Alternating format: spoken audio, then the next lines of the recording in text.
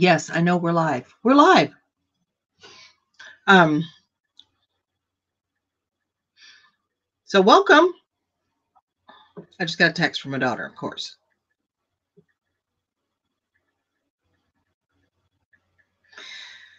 Okay.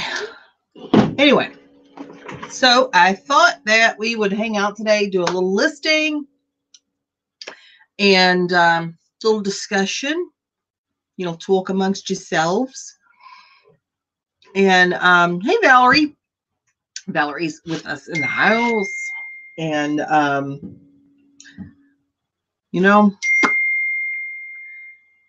I am reselling all over the place. Anyway, that was my kid with questions about Amazon. So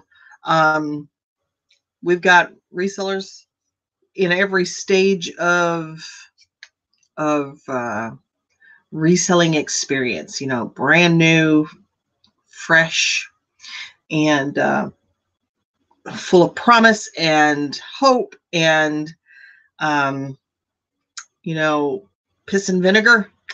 And we've got the more seasoned of us that have to take things in stride and deal with customers and deal with the daily ins and outs of this and the grind of the hustle, if you will, and everything in between. So I don't even know what I'm talking about. Let's just get the listing. So Gail is here. Hi, Gail. Thanks for being here.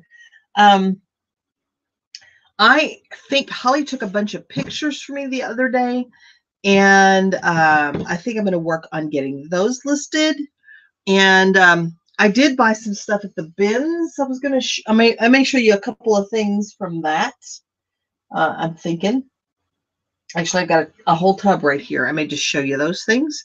And then we'll just get into listing. I don't have my photo station turned on, so it's a little weird. The light's a little weird in here today. But anyway, I will show you this that I got at the bins. This is a little Philips MP3 player with about 300 songs on it that I will sell. Now, obviously, I don't know that I don't own the music on this. So I'll be selling this as an empty with the knowledge of letting them know that there is music on it. So hoping to get about 25 bucks for this. That's what I'm hoping. And I know that the topic on everybody's tongue right now, if you have been anywhere near social media involving eBay in the last day, is the spring update. And what is it going to mean? And I've been looking at some of the updates, and we always get that initial punch to the gut kind of reaction whenever there's an update. But I'm going to look into this some more and do some more research and talk to a few more people before I form my opinion on it. But I know that there are some concerns from folks. But as I will always tell you, the sky is not falling. And these are changes that we're just going to have to either roll with or move on to different platforms. So that being said, obviously any comments or questions that you guys have in the chat, we'll do some, I'll do some thinking about and some talking about. Hey, Amalia is here. Good morning, Amalia. And Kiari is here as well. Thanks for being here, Kiari. You're always this little sweetheart to be here. I appreciate you being here. So, and I don't know what this is. I've started doing this in the last couple of years where I clasp my hands at my breast, and I don't know. I got nothing. I don't know what that's all about. But anyway, it's just a quirk, I guess. Okay, enough. Let's see what I found at the bins.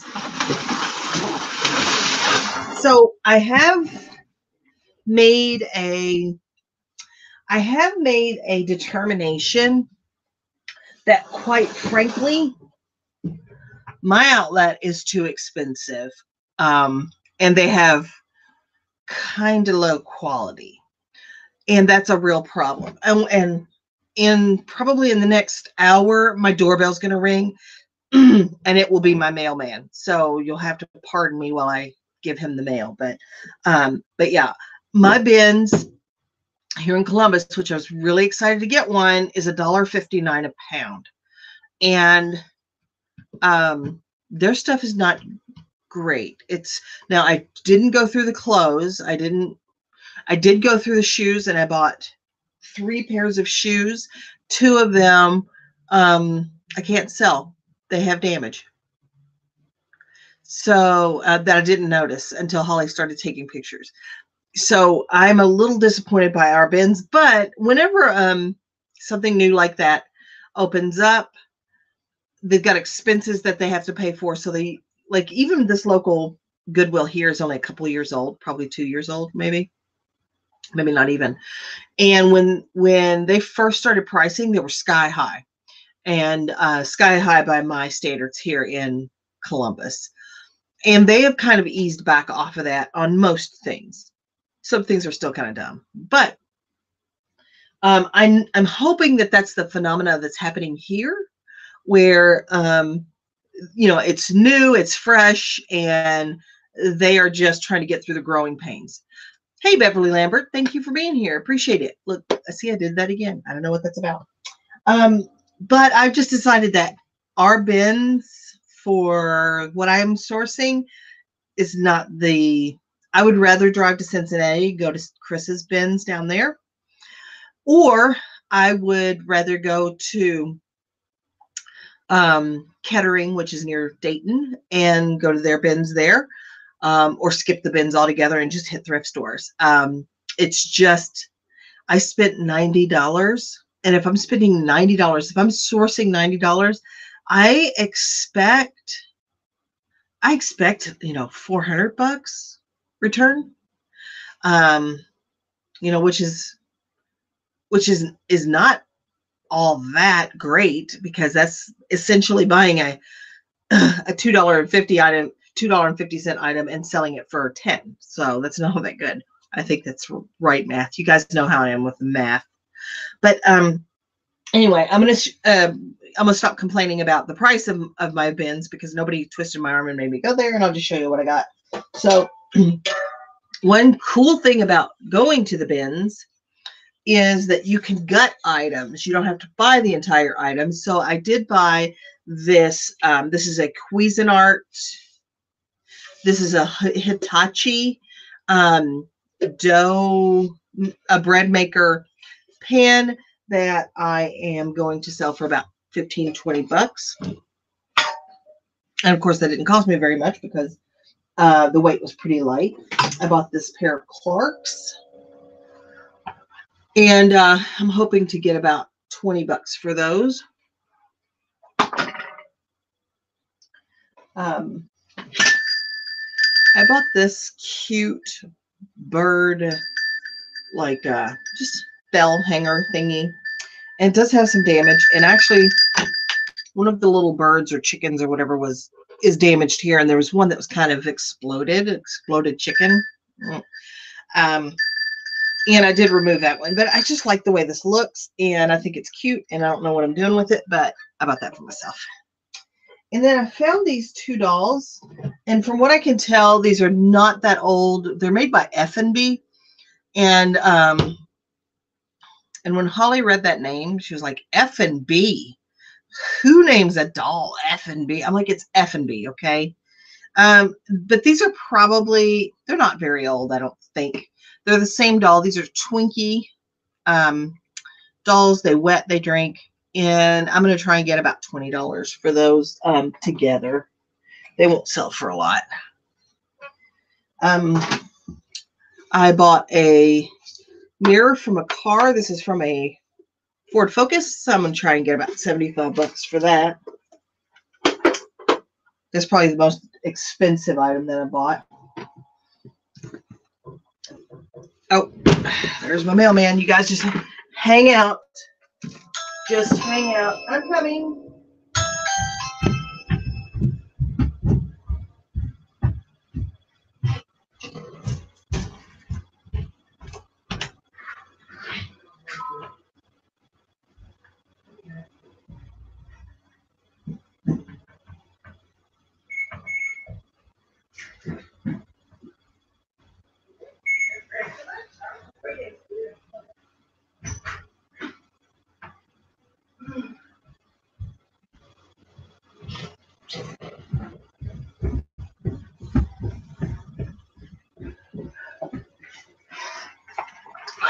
Anyway, sorry about that.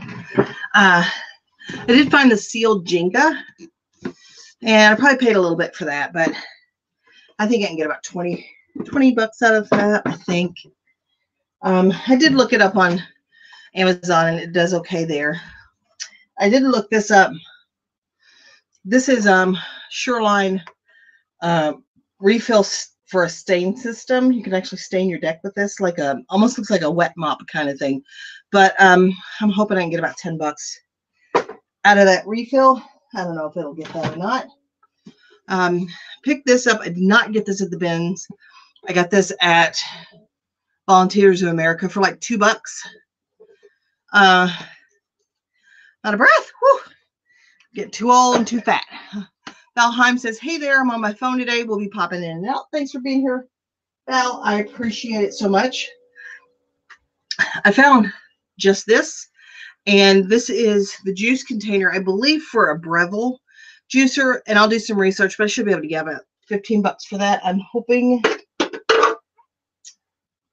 These are all things that Holly took pictures of for me already. This is an Insignia remote. I'm hoping to get about 15 bucks for that. This is a blood pressure machine by A&D. And I'm not sure that it's working correctly. I'm going to use it again, but it about squeezed my arm until it popped off. And it never gave me my blood pressure. And Holly said maybe it's because I broke it, but I don't think I did. I picked up this router. It's not worth anything. Maybe 10 bucks. Like 10 bucks on a good day. So that was a dud. Picked up this Radica draw poker. Maybe 10 bucks on that. Oh no. I picked these up. I have not looked them up, but this is a series of sign language cards. I got these at the bins, but is that happy? Is that happy? Yeah, see, happy. That's like one of the few signs that I know is happy. Anyway. So I thought these might do okay. Again, I don't know. This is the Cuisinart dough or bread maker pan that I got. I'm hoping to get about 20 bucks for that. These are called healing cards. These are kind of like tarot card kind of things for healing. I don't put a lot of stock into them, but some people do. So I think this one's worth about 12 something, and this one's worth about 20.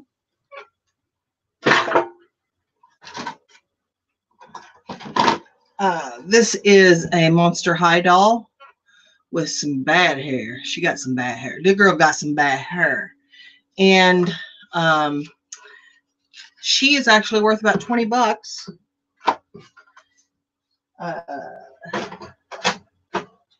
So I picked these up because they say they're Xbox.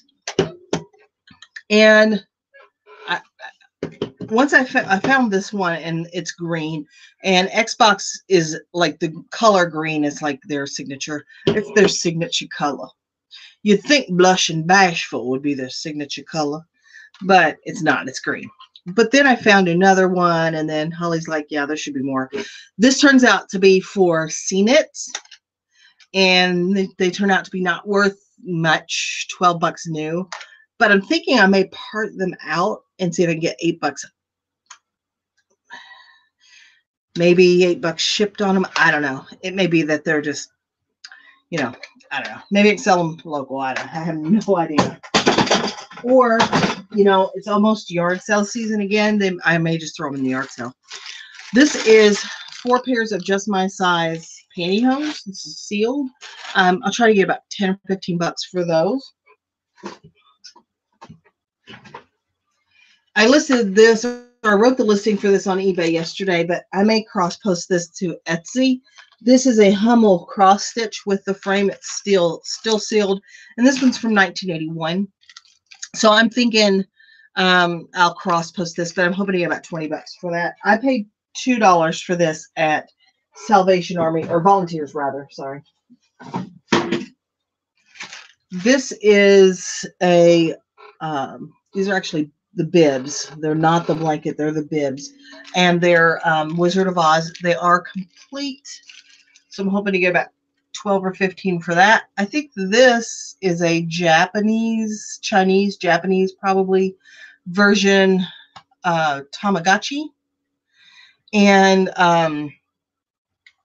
I have not researched this at all, but it's pretty cheap. Amalia is asking how I look up the Monster High dolls. Like, do you just have to try and find them, or are there names? There are no names on them. So I had to look her up, and I did a Google search for, I think I did my Google search on Monster High. They are dated, so this one's a 2008. And blue doll, blue hair, I think is what I put. And then I just go and I look for the images. And then I just scroll through the images until I find this doll. This turned out to be, hold on. Let me look. This turned out to be Gulia Yelps is her name. And Sweet Screams Dreams. Now, the cool thing is if you deal with these very much, and I have a crap memory, like, there are only about 8 of these different dolls. Like, there's a Claudia Wolf or something is her name. There is a Laguna Fire. There is Frankie Stein. There's like 8 different female dolls, or maybe a couple more. There is something Denial, but she's like an Egyptian kind of thing. But once you learn who they are, like the Claudia has ears and she has fangs. Frankie Stein is always going to have like scars because she's Frankenstein. Once you learn them, they're actually then just variations on the doll.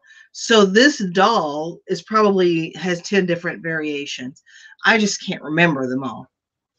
But yeah, but so I was able to find her. She does not have all of her accessories, and her hair is kind of messed up. But I still think I can get 20 bucks out of her, and they're still relevant. I have sold all but one, I think, of all those dolls that I got a couple of months ago. This is like a pet fence, underground fence transmitter kind of thing. I think I can get about 18 bucks for, and I paid 90 cents for that at Volunteers. Amalia says she has a whole bag and have dreaded looking them up, but now you know that there's only 8, and 8 is just a number I pulled out of my head. There could be a couple more or less. I think there's at least 8. It'll be easier. Yeah. Hi, Poplar Picker. Thanks for being here. Oh, blush and bashful. Val liked my Steel Magnolias reference, but and Amalia, you can always take a couple of pictures of a group of those dolls and put them in the Facebook group, because I do know a couple of them, and I'll help you figure out which ones are which. You may have to look up, okay, so this is Claudia, whatever her last name is, I forget, but and it's spelled like Clawdia, like rare. And anyway, once you can narrow that down, then you have to figure out what version of her she is, but it's not hard. Google search is beautiful. It's a beautiful, beautiful thing. So that's some of the stuff that I got at our bins earlier this week. I don't even know what today is. What is today? Wednesday? I think Holly and I went on Monday. But yeah, I think I'll stop sourcing. I think I want to stop sourcing. I did buy this thing. that I probably will sell local. I'm not going to sell it on eBay because it's just too large, and it'll get into that dimensional shipping, and we don't want to deal with that. But it's called this Lucky Bombs,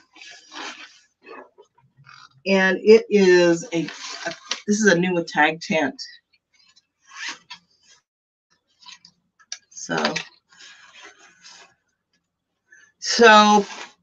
Nikki said I have a headache. I was just watching an idiot, but he loves my channel, so I figured I better go watch. And oh, Val, I like you. You have the handwriting of a serial killer. Yeah, we love our Steel Magnolias here. That is one of the best movies. It is one of the best movies. So I did buy this too, and this looks new and complete. I don't know what it's worth, but hopefully I can make some money on that. So let's get to listed. You know I love you more than I love my luggage. So we'll just sit here and quote Steel Magnolias till the cows come home, because it is a fantastic movie.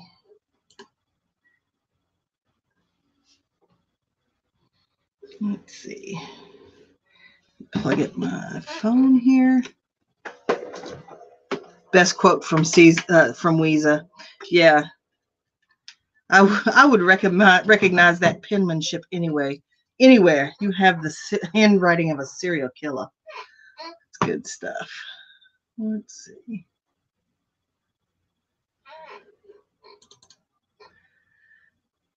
Oh, it is. It is so comfy. It's almost too warm. But I got this at not Old Navy. I got this at Kohl's a couple of years ago, and I just love it. And most of their clothes, honestly, in my opinion, are crap. They're made of really, really low quality fabric, and they're not that well sewn. But you get what you pay for, I guess. But this one was a good one, so.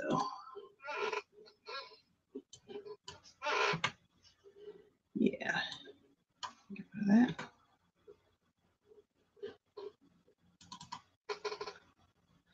Just trying to see. Okay. Try to see what I've got going here in the way of pictures.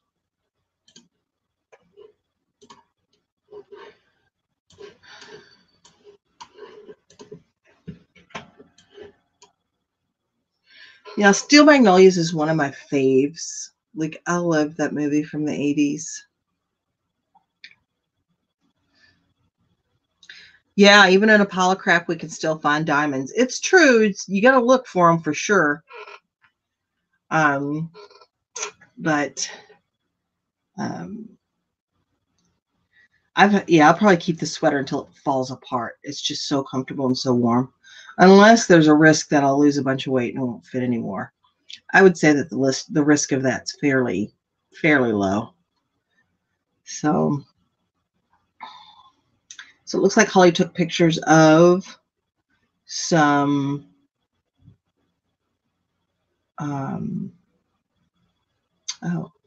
some of those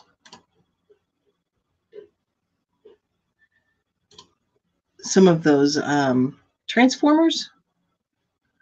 So I will try and get some of those listed. I have not listed much this week, and so my active listings has dropped to, let's see, it says I got 696. I need to go check and see if I've got unsolds first. Okay. Let's do a relist on those. Hello from Blythe and Janet, listing in Indiana. Hi, Blythe. Hi, Janet. Thanks you guys for being here. Usually Tracy's here. Tracy's my girl from Fort Worth. No, where's she from? She's from Indiana. And why do I always do that? It's not. I mean, I live near. I live near Indiana now. I used to live south of Indiana. Wow, that's weird. But Fort Wayne, not Fort Worth. Fort Wayne. Um, yeah, my parents used to live in Salem for the longest time.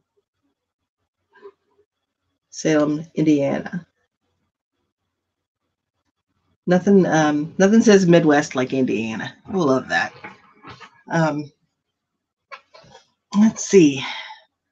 So I've got 705 active listings, and I was up to about 725, but I've had sales and I haven't listed anything. So we're going to try and remedy that, see what we can get done today. I'm going to try and go to about 2:30 and see if I can manage to do some listings. Let's see. You both drive school buses and then listing after the route. That is so smart. And what a great amount of flexibility that gives you by doing the school bus thing.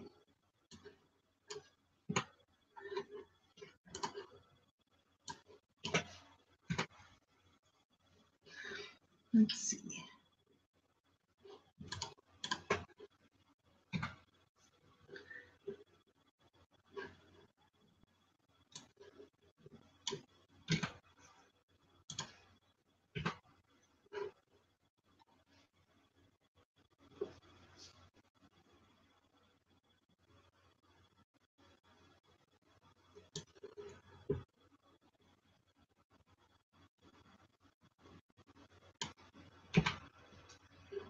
Hey, Will. How are things going in your world this evening?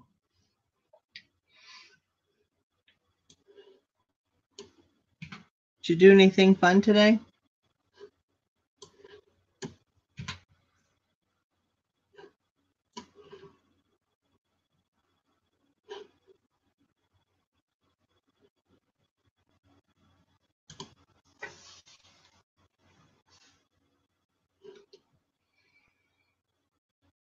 I think Linda will be joining us in just a bit. She had a couple of things she wanted to do before she was joining us.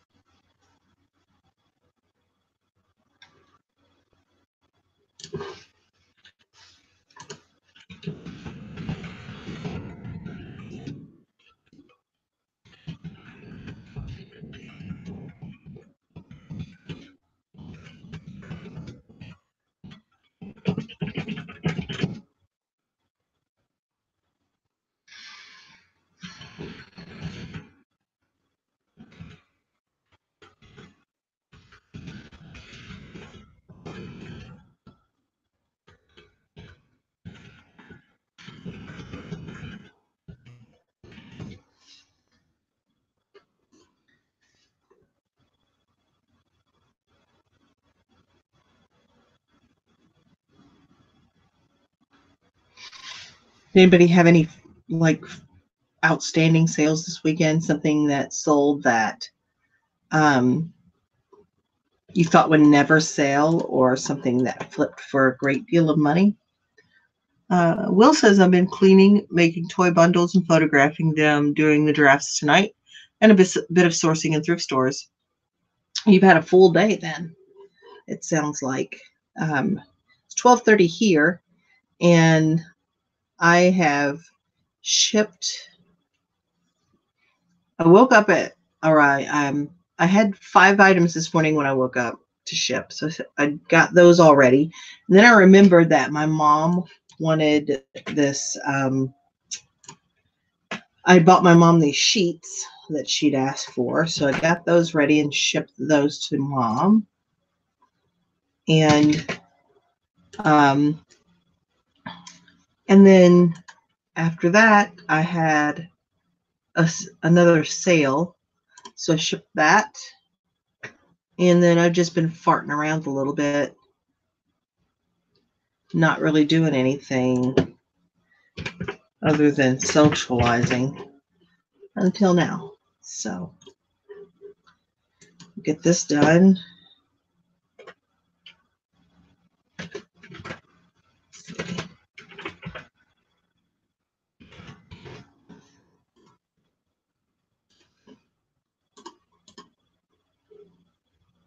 It's funny how the moment will slip away.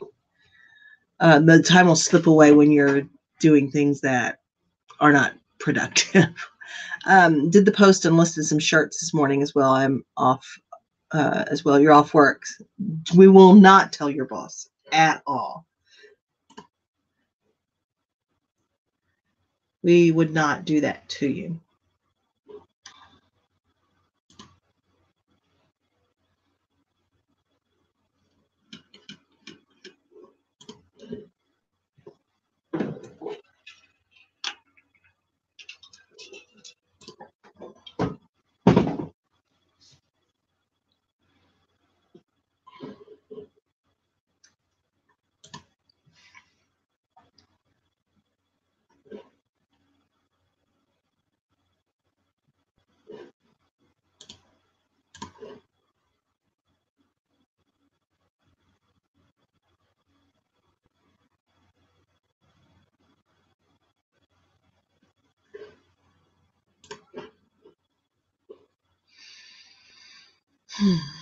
Let's see.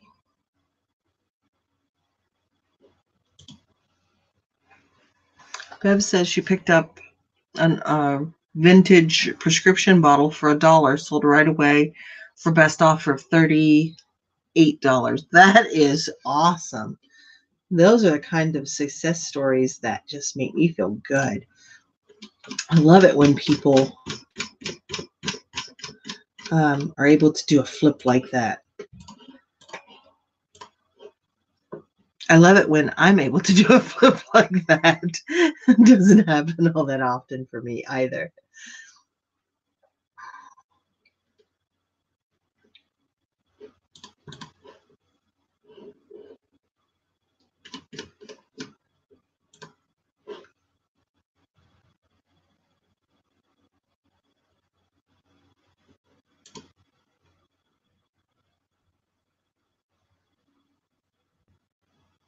I'm always interested because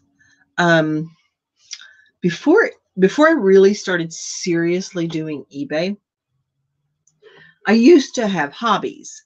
And I used to spend a lot of time doing the hobbies. But I find that since I started to eBay, I don't like my hobby is eBay. Chris? Hey there.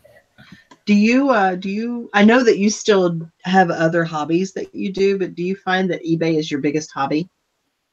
I find that when I'm not doing eBay, I can't enjoy the other hobbies because I feel guilty that I'm not doing eBay. I really get that. I really but I don't find eBay to be like work.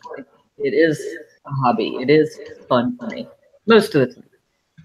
Right, and that's what I find for me too. I tend to, I mean, I know that I'm spending a lot more time doing this than I actually should. Are you getting an echo, Chris? Okay. Let me turn myself down. There we go. That should be better.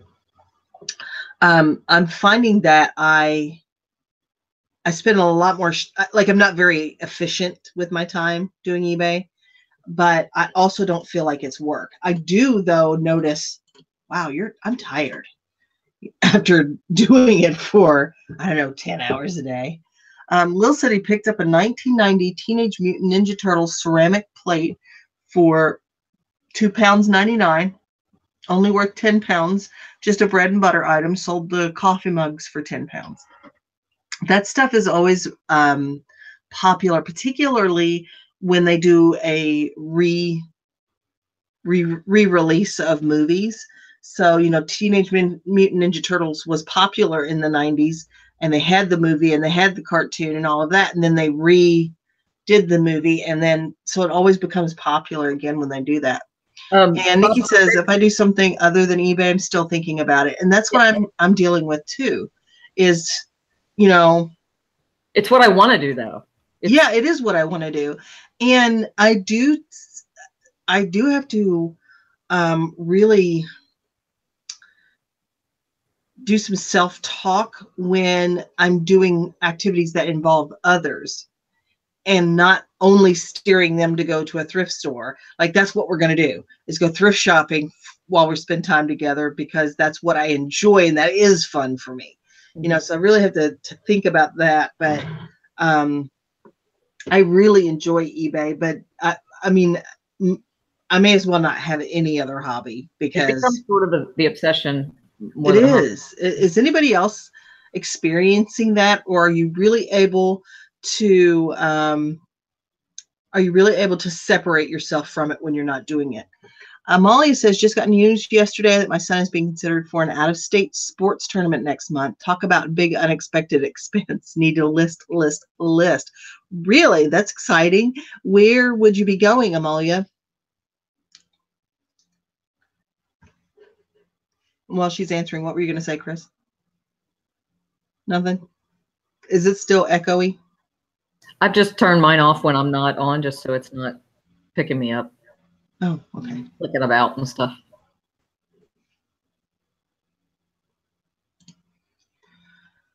From Chicago, or California to Chicago. Wow.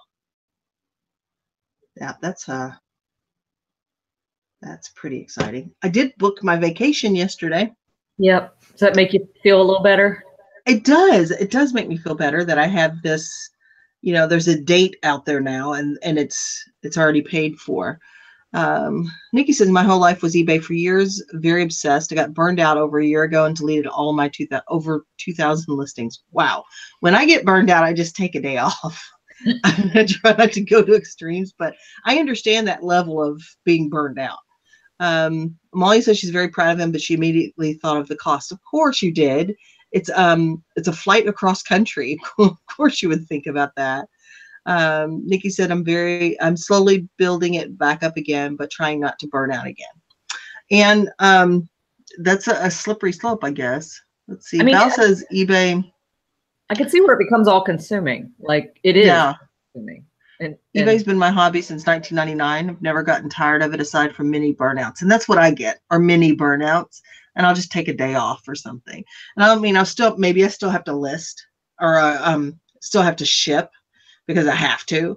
But other than that, I'll just take the day off, and I won't shop for it, and I won't list. Valerie says, eBay is always on my mind. I literally keep a list in my purse of things I photographed with all the information, so I can list while traveling. Yeah, we may have to start support groups for this. It sounds like it's pretty... Might need to be a 12-step. Yeah, it's pretty common across the board, is what it sounded like. But I mean, I enjoy it. You know, it's not like... I don't just enjoy buying. I mean, I enjoy all of it. Like, I know listing can be drudgery, but I would rather be doing that than just about anything outside of the home work related. You know what I mean? So. Yeah. If you compare, it's like, if you are thinking, well, I will either go clock in for somebody and, you know, do whatever they pay me to do, or do this, I'll just do this. I would rather.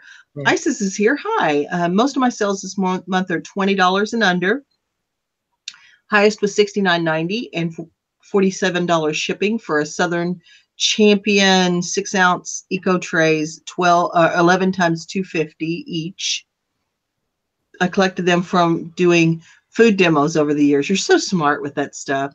And then also a $50 sale with Burton orange snowboard pants. Yeah, if you're going to do snowboard stuff, Burton is a good brand. I've sold Burton snowboard boots before. It's a good brand to get into. And I've listed everywhere too. Typically, well, I can't, and not so much anymore. But I used to list.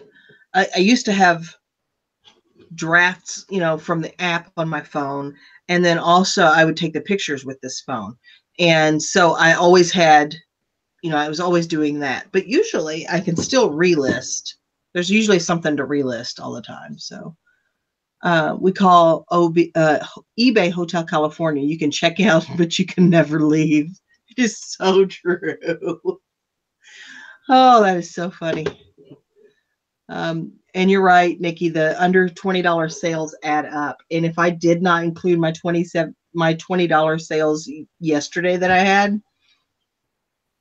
I don't know if I would have had any. I don't know. I think most of my sales yesterday were $20 or less.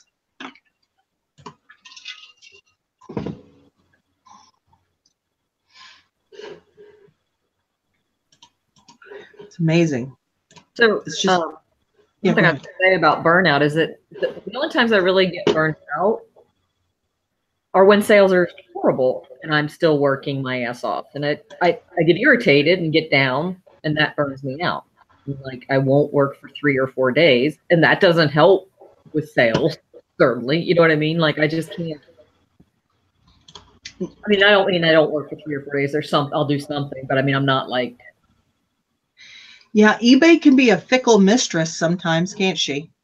You feel like you're doing everything that you can do, and she is not giving you the sales that you think love that coming she back. should be. Yeah. Let's see. Valerie says, I run a family-owned business that is our main source of income, so eBay has to come second in my life, but I want it to be first. LOL. I love eBay and enjoy the online groups. I don't know. I have this real problem after being chained to a cube for over a decade in the insurance field. I don't feel like I could commit to being anywhere from 9 to 5 or whatever your business hours may be, if it's a brick and mortar kind of situation. I just don't think I can. I love the flexibility of doing this day or night, weekend, spending an hour doing it or 8 hours doing it. It's that flexibility is worth everything to me. And I don't have small kids. I don't have an ailing mother that's here. I don't have any responsibility really that requires it. I just love the flexibility. Yeah. Well, like Scavenger Life says, it's just about owning your time. Like, if I want to spend my time all day long, every day doing eBay, that's my prerogative, and I own my time. I can do that. Like, right. And I'll reap benefits of that. If I want to take a day off, I own my time, and I can do that. Yeah. I will suffer the wrath of that as well. I mean, exactly. And the give off is, just because I take a day off from eBay doesn't necessarily mean that my sales suffer. No. It can still be going right along, even if I'm not working. And that, I mean Amazon is probably the best example of that, but I don't want to invest a lot in Amazon. So yeah, I've been laying by the pool and heard a ka-ching, and that's just like, that's like paradise. It's nice. But then I've also been here, nose to the grindstone, right? And heard one, and it can be discouraging. So that's it. I'm going to get busy. All right. Amali said Rally Roots just did a video on going to Disney World and looking at all the things they want to sell. They are in the happiest place on earth and still have eBay on the brain. And I think I would be the same way. Yeah. I probably would be in Disney World scanning the stuffed animals. I mean, I probably would. Valerie says, we have an AC and heating business, so I have a home office and transfer my phone line when I leave. So still somewhat flexible, but I would rather do eBay than answer my phone and enter invoicing. Yeah, that sounds like a lot less fun. Hey, Linda. if you decide you want to join live, I put the link over in our Facebook message. And if you don't, if you want to be in the chat, that's fine too. I'm not pressuring you or anything like that. But yeah, we're having this conversation about the fact that we work so much on eBay that it's become our hobby and our obsession, but we still love it. So I did a lot of consideration for vacation, and I was this close to booking our vacation in Kauai. This close. And I had a discussion with my husband because that's going to be kind of an expensive vacation for us because we have to fly across the country. And we are at this goal of paying off our mortgage, and we're on target to be done by May of next year.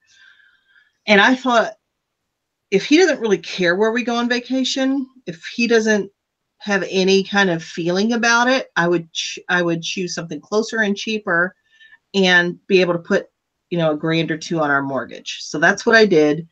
And I was actually able to book something pretty inexpensive for a nice vacation in Naples, Florida. And I have about $1,000 left over to put on my mortgage. So pretty excited about that. Linda said she'll be here shortly. She's making some breakfast because she's getting hungry. And Val said, I tried the cubicle, quit after 2 weeks, choking the life out of me. I'm a free bird. eBay suits me. And I think it takes a person to, I think it takes a special kind of person to be able to maintain this. I think, with the learning curve, anybody can do it, but I do think that you really have to enjoy this lifestyle to do it. And yeah, Amalia, it's probably May of next year, but we're on target to do that at our current rate. So I'm pretty excited about that as well. And most of that is not from eBay. Most of that is, retirement and 401k that I got rid of when I left my job, and then my husband working 80 hours a week. So, what's that, Chris? I said that's pretty awesome, though. Yeah, it'll feel good. Mm-hmm. See, Isis says my challenge is to keep focus on eBay and not do other part-time jobs. I feel guilty for doing eBay. I feel like I would be told to stop because I do enjoy it. I know that you do those food demo kind of shows, and it seems like you make decent money doing that. I don't know that you should stop that until the money makes sense. Because that's one thing about eBay is you can't be guaranteed that you're going to make $75 in 4 hours. But then you could make it in one sale. You just never know. Yep. I was just watching this video by Rally Roots the other night. I guess I watched it last night. And I don't watch all of their videos, but I do like to catch little bits of them. And they were demonstrating how to do this gigantic hanger so that when you hang your clothes, the arms look better. And it was just a plastic hanger, and then another broken plastic hanger and some cardboard that they cut out. It looked pretty cool. If I am going to venture into clothing, I probably will manufacture something similar to that to do like hanging clothes. Yeah, I almost find, because I only have a female half, the half mannequin, and I find that the men's clothes, they look better on a hanger than they do on her anyway. Because Yeah, and I've got a torso that sits up that stands up by itself, but it's small and men's clothes is just not going to hang right on her.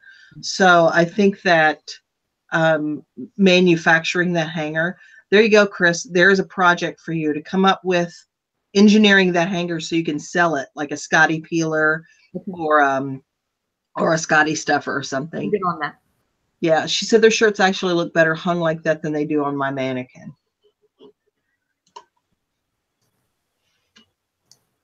I tell you where I'd like to see his shirt. Oh. He's so cute. Who? Riley? Riley? Yes, Ryan. Ryan? I mean, I know he's a child. I know. All right, I know. No, he's just not my type. That's fine. But I'm sure that breaks his heart. Sorry, Ryan. yeah, right. I mean, he's not my type because he's like under the age of 30, for one thing. Right. No, I've got kids older than him.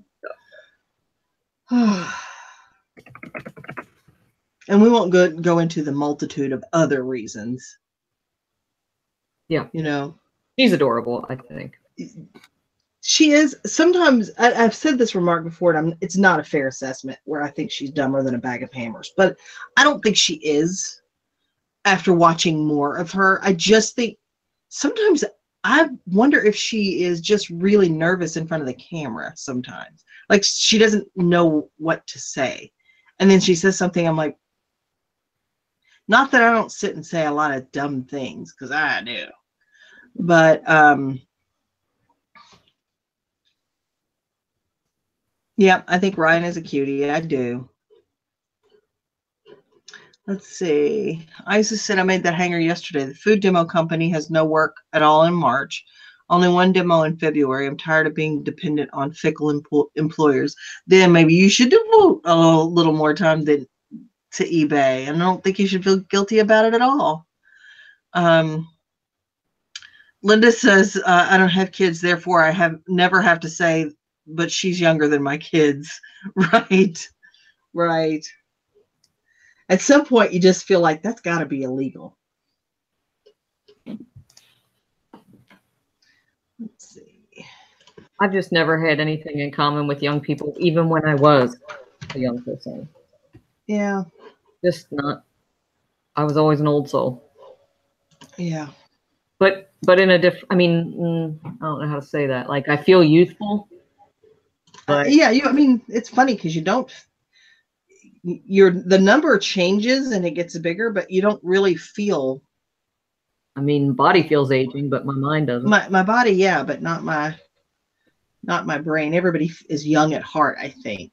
Yeah. To a degree. My husband is 30. He'll be 35 this year, and. I know. But he's acted like he was 40 since I met him. Like, whatever you have to tell yourself, hon. Whatever I need to tell myself to make it. Yeah. Linda says I was always an old soul in ways, but in my head, I still feel 25. I think we all feel 25, but we wouldn't want to be 25. Wouldn't not want to be 25 again. And that's nothing about any of the young folks that may be in the audience. No, and you'll find this as you grow older, that you'll still feel 25, but you wouldn't want to be 25. Hey, Helen, thanks for dropping in. I appreciate you being here. But yeah, it's such a weird thing about aging. You know, you get disappointed because you see another crease or line or whatever. I haven't had to deal with gray hair yet, and my grandmother was in her 80s when she died, and her hair had finally just turned all white. Until then, it was like blonde up to here. Yeah. My mom was gray at like 25. Really? Oh, let's see. We got some folks weighing in here. See, Linda says she would totally want to be 25 again if you knew what you know now, and that's just the trick. You can't. I don't. And I'm okay where I am. Because Molly says I'll still make those mistakes and I'll still do those stupid things. I just know. Yeah. Yeah. Molly says her son is 40 in a 14-year-old body. When he does something teenage stupid, it shocks the hell out of her. And then Emma Huffman is here. Hey, Emma. That's a new name for me. Thanks for being here. Emma says, most of my teenage years I preferred to be around adults. I find most teens to be immature and I can't hold a conversation with. Saying that, I just turned 18 and thankfully my boyfriend acts mature for his age. Oh, you are a youngster. You are just a baby. Yeah. But my older daughter is very mature for her age. My younger daughter is not. And that's good for both of them in some ways. So I guess we just all have our Val says she can't watch Rally Roots because of Allie. She just can't. Many reasons. I like watching you. You're real. Thanks. I think there's some content there, but all of us have people we can watch or can't watch. And for whatever reason, sometimes it's just probably not discuss it too openly on this forum. Yeah, I'm not going to throw out names, but sometimes it's just a voice. Like this person is really smart and I could learn a lot from them, but I can't stand the sound of their voice. I won't name names, but there are a couple that I just cannot hardly stand. I can only take it like one video. Yeah. Let's see. That's not right. Isis said, I had a hair client. She was 92 or 96. I asked her secret, and in her head, she was 16. She went dancing and had a new car. Good for her. Good for her. Wow. I hope I'm dancing at 96. What are we talking about? I'll dance now. Yeah. Let's see.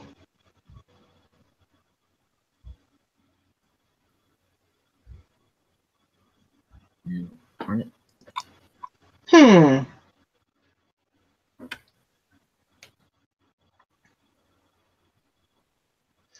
Oh, this is funny. So I just got a message. Most of the time when I want to help people on eBay, like when I see a seller making an error, and they appear to be a new seller, I have that gut reaction to just reach out to them, and many times do it, and most of the time I don't. So probably a week ago, maybe 10 days ago, I reached out to this seller. She has 68 feedback. And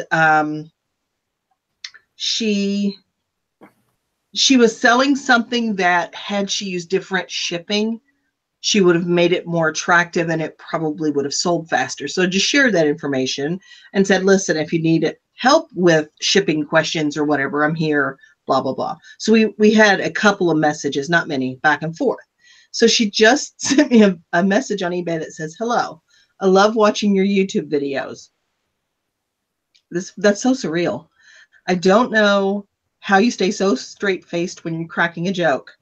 I never would have thought about parting things out like you do. Thanks for the tip. I'm also wondering if you can direct me to a website where I can get the information on the names of Monster High dolls.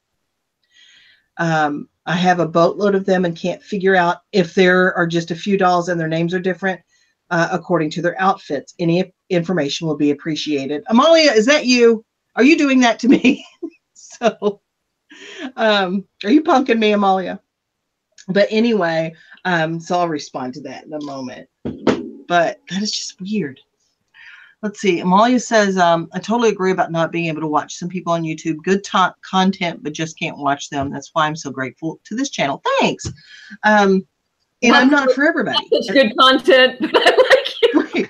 It's like I'm not sure the content's so good, but whatever. But I enjoy watching you. No, I couldn't. When I found your channel, I was like, it was just a breath of fresh air. It was a real person. Like I felt a person I could know and hang out with and chat with, and it turns out I can. And And they also were very knowledgeable and very forthcoming and very transparent. And I mean, just every quality that I could, and funny as all hell. I mean, it was just every quality I could want, you know, and you had it. So we had a moment. No, thank you all. I mean, for the most part, what you see is what you get. The thing I don't let you guys see on most most of my videos is me throwing crap across the room because I'm so frustrated with, you know, with the fact that this is a tiny space and I've got too much stuff in it, or I can't find something, or, you know, I don't let you guys see that stuff. But for the most part, you're seeing who I am. I don't really want to see that anyway. I can look at myself if I want to see that. So what do you guys call, I know this is completely off script, but what do you guys call the last meal of the day? Is that meal dinner or is that meal supper? Because in my life, it has evolved. Because when I was a kid growing up and in the country, it was supper. Supper's on. Yeah, we had supper. But as I grew up and I moved into the city and then moved away from Kentucky, we have dinner now. So for some reason, I have started recently saying to my husband, who English is not his first language, what do you want for supper? And he doesn't know what I'm talking about. That you speak of. Nikki says she calls it both, but usually dinner.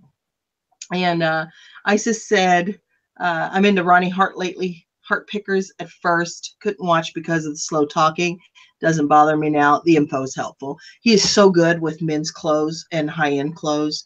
And if you follow him, you ought to join his Facebook group, because that way you can ask him questions directly. I have had to use him occasionally for some like higher end shoes and stuff, but yeah, so now when I call my husband and say, what do you want for supper? He says, dinner. It's like, what do you want for supper? Dinner. That's what I want for supper. Oh, anyway, I got hot. I don't know. I think I'm having a personal summer just now. Whew. Talking about your hubs gets y'all. I guess, or just it could just be the menopause. I don't know. Let's see what else I've got here.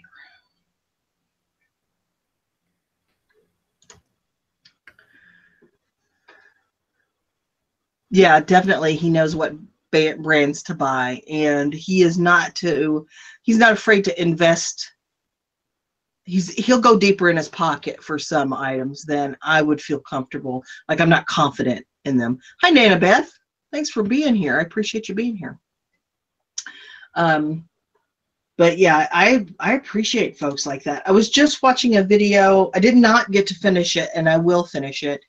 But I was just, hey, Linda. I was just watching a video with, was it the Hustle Bee? And this is a person I just started following. Oh my gosh, you guys have got to go watch Cindy's new video. She just posted it. I'll have to go watch it, but it says eBay, no, I'm not dead. Cindy Van Hook? Yeah. Huh. That's pretty awesome. I'll have to go watch that later. It was either the Hustle Pro or the Hustle Bee, I believe. And anyway, he is in Oregon. Really wish I could remember which person it was. And he was going to hit up to 20 Ross stores, and he was only buying shoes. And like, he was going to spend up to $1,000 and try to get as many pairs of shoes that he could for $30 to $40 profit. It's pretty interesting. But I didn't get to finish it, so I'll have to go back and do that. Val says she calls it supper. And you call it supper that far north. Who knew? Because I identify it as a Southern kind of thing.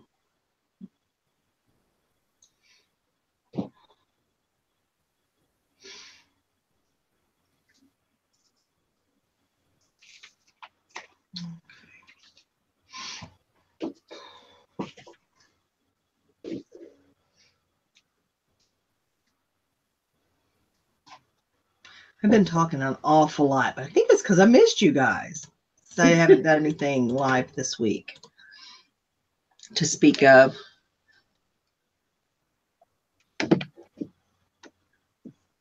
Isis says she loves the bins, but always find damage when I list. So try to lessen my time spent mending stuff. Yeah, I don't buy stuff to mend it.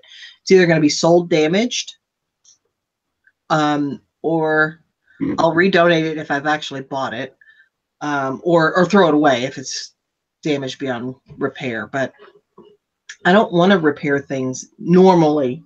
It would have to be pretty. It'd have to be high dollar and fairly easy to fix because I'm lazy, y'all.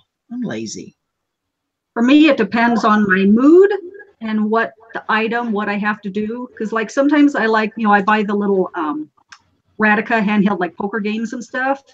And if the connections are a little sticky, I actually do like opening those up and getting the alcohol and cleaning off the little connections and then putting it back together and then playing it no longer sticky. I get a sense of satisfaction out of that. It makes me feel like I fixed something. Yeah. Like Tom Hanks dancing around the fire. I have made fire. Right. I have fixed the electronic. Yeah. It's scary paying for items. The most I've paid is up to $15 and I regret it. I've paid more for items, but I'm just not as interested in tying up higher amounts of money for lower returns. Yeah, for lower ROI.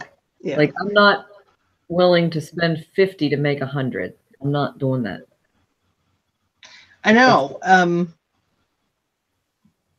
It's just I not guess me. I've gotten used to that because I do more retail arbitrage than a lot of people do. Right, totally. And I'm not saying I wouldn't do 50 to make 100 if it's one item and it's going to sell fast 5 times and it's 10. You know what I mean? Like there are differences, but I mean, I won't buy a jacket for $50 that sells at the store for 100.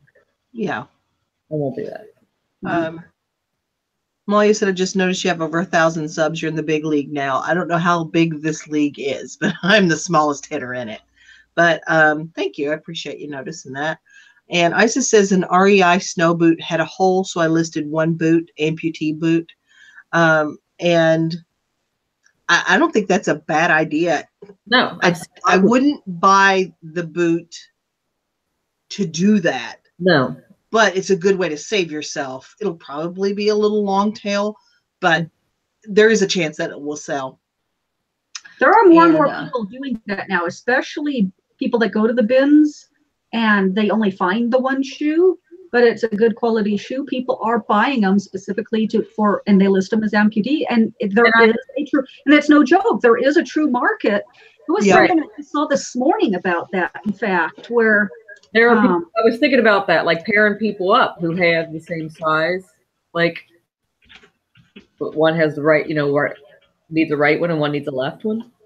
There was a joke, not really a joke, but I mean like somebody was just saying that they should start like a Facebook group for people who are amputees. They may have such a thing. Who knows? Split a pair of shoes, basically. So I'm just looking at the statistics.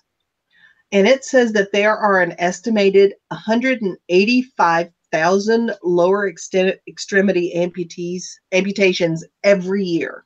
Oh my gosh. And there are an estimated 2 million American amputees. And then so there is a market. And then when you open it up to the world, when you open that market up to the world and now you're selling a high-end shoe, for an amputee, you're looking at probably. I imagine amputees want to purchase less expensive used clothing items, shoe items, just like anybody else do. instead of having to always buy their shoes new. Mhm. And, you know, because I imagine they must have stores that sell just one for amputees. I don't know. I'm kind of talking Well, out the side of my certain there must be an organization that offers. will take donations of one shoe or a nice pair of shoes that split for a. Because now it's very I mean, they still have the prosthetics that you could put a shoe on, but now they're coming out with these new kind of what do they call it? What was the Arnold Schwarzenegger movie? I gotta see what's going on here. Are you having problems there? The I'll Be Back movies. What the hell's the name of that movie? Terminator. Transformer was in my head. I wonder why. You know, where they have more, right, when they have more of that type of foot where they're not putting a shoe on it. So Nikki said I'd like at least 3 times my money unless it's a multiple quantity listing. If it's a fast selling item, I wouldn't mind making less than 3 times my money too. And there are a lot of variables that play into that.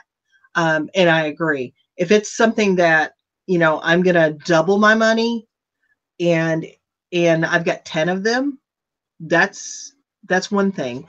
If it's or if it's something that I'll double my money quick, like in a week, I'll probably do that too. But that being said, I'm not going to buy a $5 item to make $10 on it. Right. You know, it's got to be a bigger. No matter how quick it's going to sell. Yeah. Isis says, I used to sell textbooks and minimum I spent to buy was $150 a day.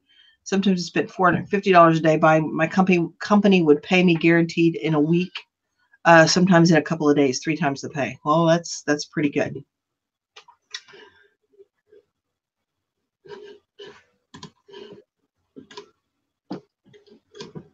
All right.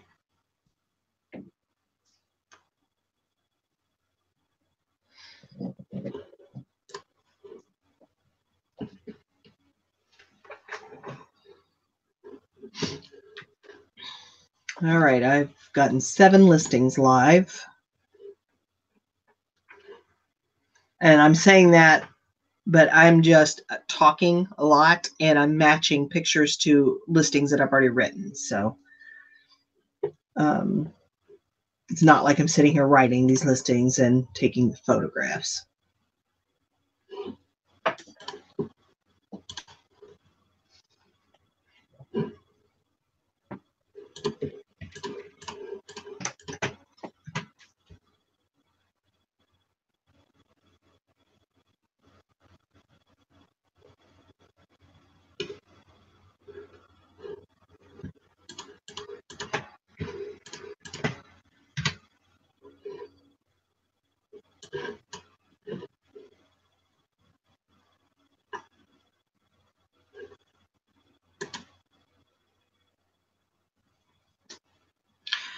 All right. Kami says, hey, I have a question. Here in Colorado Springs, there's a seasonal store called Just Cozy Leggings.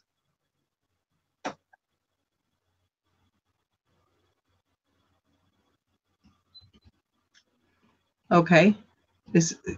Shoot with the question, Kami.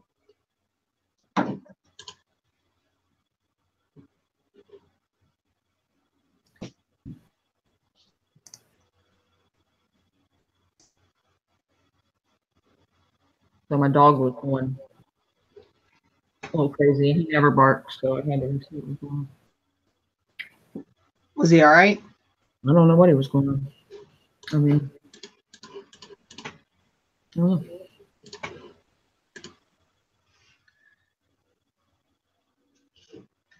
Maybe it was Side Hustle Pros I was watching last night. That might have been who I was watching. Would you buy them? They have 500 left over. Let's see. Brand new leggings for $2 each. They usually sell for $25 during Christmas. Would you buy them? They have 500 left over. If I was going to go in there and buy them, I would see if you could get the manager to do less, and I don't know if I would go that deep. Linda, would you like to weigh in on this? Hold on a sec. She has an opportunity to buy 500 leggings, $2 each. They sell for $25 during Christmas. Yeah, but is there any brand recognition on the? I don't know. It's called Just Good. Yeah. If I was going to buy those, if I was going to go that deep, I would ask for a better deal if you bought them all. Yeah, absolutely. Number one. Number two is they're only seasonal? Yeah, they're Christmas. You're going to have to sit on them for a while now. Yeah. Do you want to tie up that much inventory, much capital? You're not paying for it on a credit card, are you? That you're then going to be paying interest on? Take that into consideration. And then when they are selling, how quickly are they selling? Because that's a lot of inventory you're going to have to get rid of. If you don't sell it all in the next season, they're going to have to sit around yet for another year, and so on and so forth. So take into consideration how quickly they'll sell when they start selling, the fact that you're going to have to sit on them for a while since they're seasonal. Are you going to be able to pay cash and not be paying interest on a credit card for it while you wait to get your money back, etc.? You bought 20 already. I don't know that I would buy 500 of them. Yeah, that's awfully deep. I mean, unless they're an item that's going to sell several a day once they do start selling. But if it's just something that's going to trickle, a few a week type thing, the 500 is way too deep, way too deep. And do you have the ability to sell them on different platforms? Like, is this something that you're ungated for and could sell on Amazon? Is they only have extra small now? Nope, I would walk away from that in a heartbeat.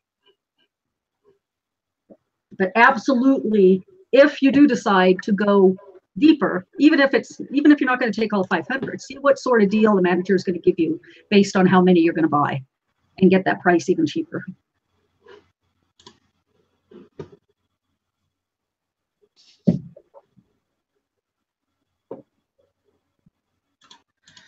Girls, I got to step away for just 1 second, and I'll be right back. It's like 2 minutes. Yeah, I wouldn't do it with extra small.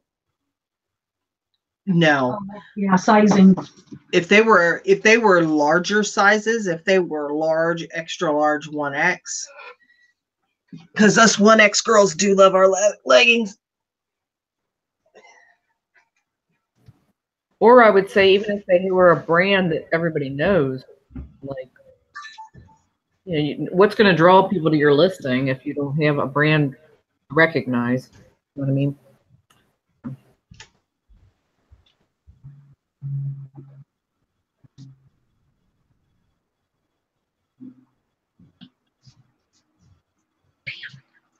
That moment you're trying to take pictures and then your battery dies on your camera. I forgot to charge it.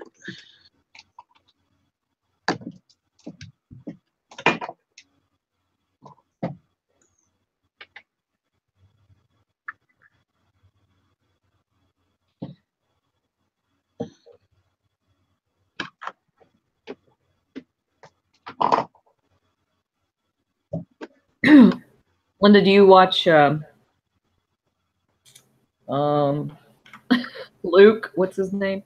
Entrepreneur, Endless Entrepreneur? No, that doesn't sound at all familiar. Yeah. Should I? I mean, he does a lot of ends closed, which I know you like. He just started buying like wholesale, and he was going through his last wholesale purchase, and he gave the name of the website that he used, and I just thought it's something you might want to look at. Oh, okay. It was all like higher end or well-known clothing brands, and a lot of them seem to be the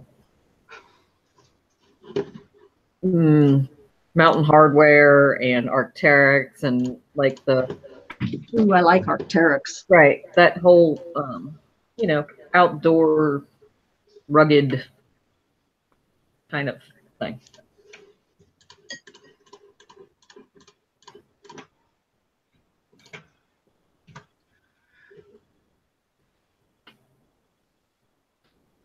So, Chris, did you get to the part of my unjarring yesterday where I found this piece?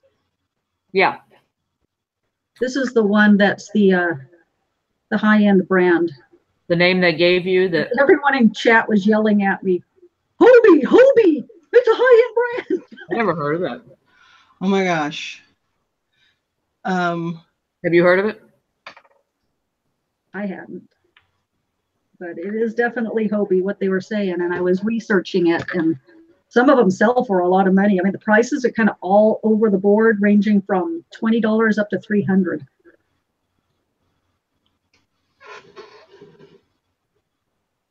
So now I have to decide where, if I want to do it as an auction on eBay, or do I want to put it on Etsy?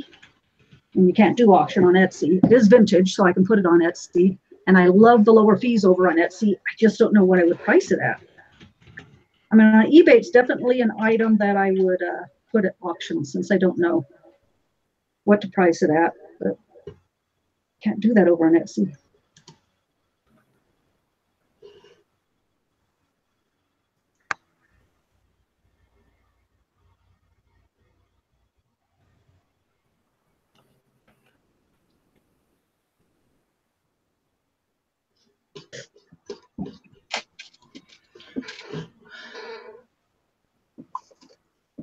So Cami is in Colorado Springs and Isis is in Colorado Springs. Or Cami was talking about a store in Colorado Springs. I don't know that she's in Colorado Springs. And Linda's in Denver area. Look, a lot of mountain time people. Speaking of that, when you referred to Yvonne, were you talking about Flipping Easy, Yvonne? Yes. Yeah. Okay. Yep.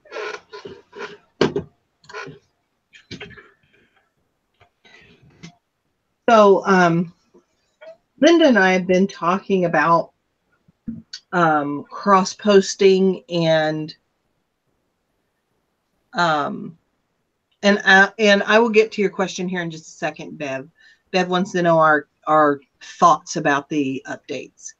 And I think that Nikki probably have generally the right idea.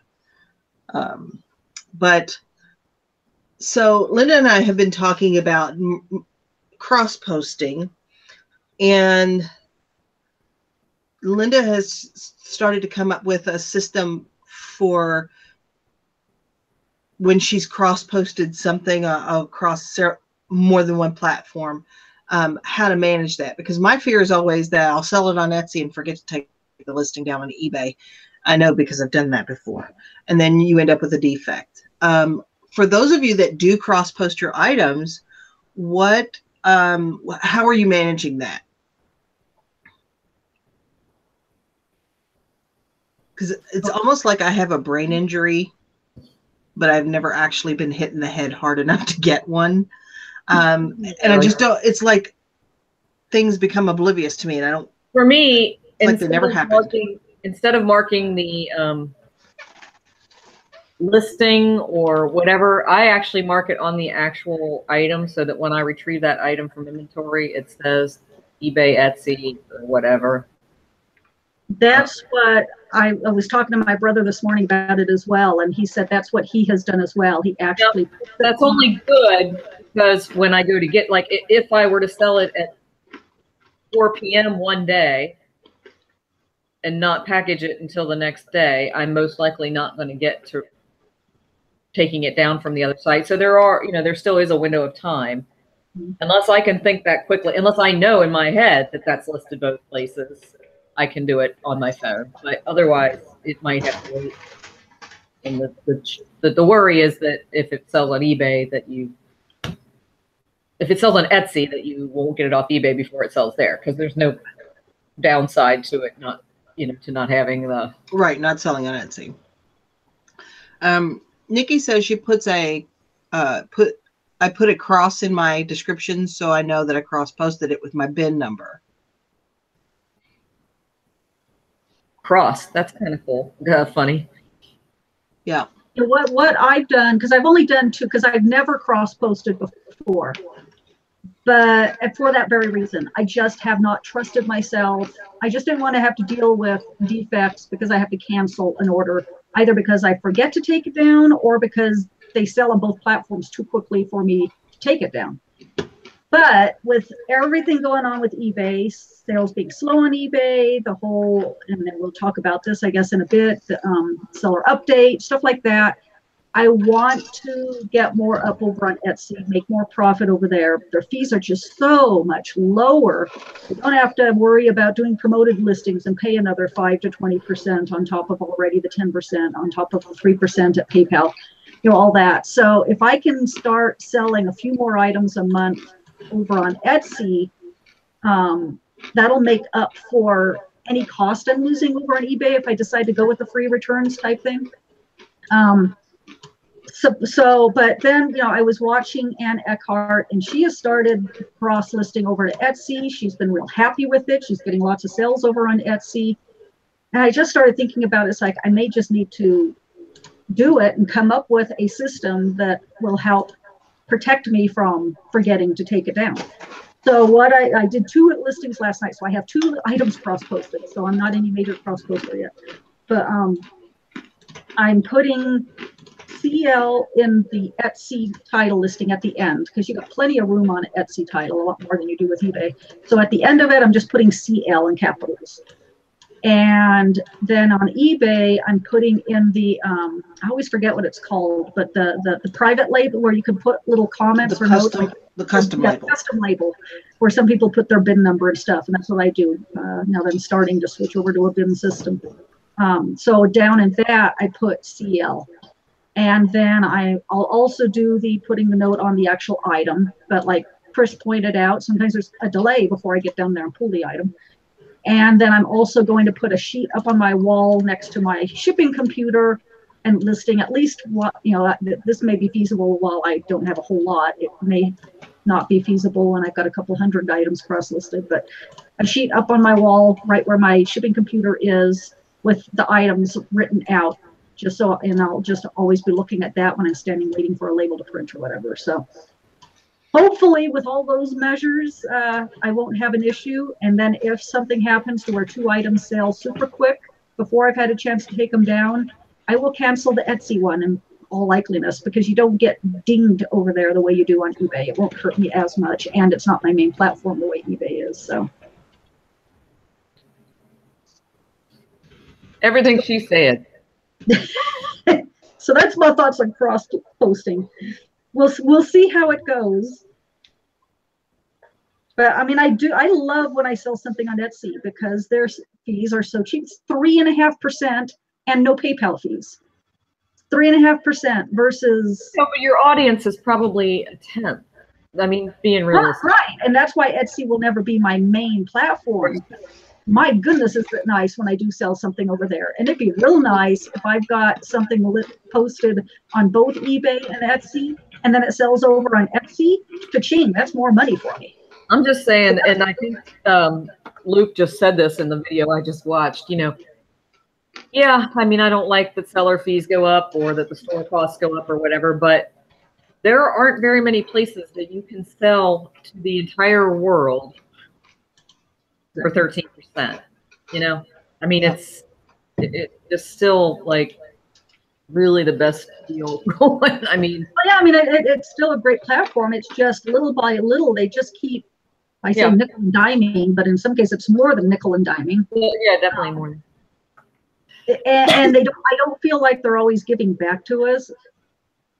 Just to kind of jump into the spring update, my one thing I would like to see from eBay, and it probably won't happen, but if they were to ask me, okay, first they took away for Top Rated Seller Plus, they reduced our fee discount from 20% down to 10%, and that was last year. Now they're going to require, in order to keep that 10%, we have to do the free returns, which is going, in some cases, to cost some money, depending on what you're selling and how many returns you get. why can't eBay then do okay, we're going to do this. We understand it's going to cost you guys some money, you're small sellers. So in exchange, we're going to put the seller discount or the fee discount back up to 20% where it was before. Would that be so horrible for eBay to do that for us? So that's kind of my thoughts. They're not going to. I like the idea. If they asked me, I don't think that would be such a horrible thing to ask eBay to do. It's like, you took our 20% away, just gave us 10. Give us back our 20% in exchange for having to, we're going to lose some money on the free returns. Help us out, Yeah, the free returns are instead of constantly taking a little every update. Help me. Something away. Give back a little bit too, because they claim they have our back. They claim that that they want to help the sellers, but actions speak louder than words. I'm sorry, and I still love eBay. I'm not going anywhere. Just be nice to see a little bit come back to us. I get that they want to make the customers happy. You don't have customers, you don't have a site, but if you don't have sellers, you don't have a site either. And they've taken a lot away from us over the years, a lot away from us, and have not really given much back. So that's kind of where I'm at with that. But well, and Nikki's right, because they're eBay and they know if a seller leaves, there are 100 sellers that'll take their place. It's true. Yeah. I think it's important for them to try and keep good sellers, and I think that most sellers are good sellers.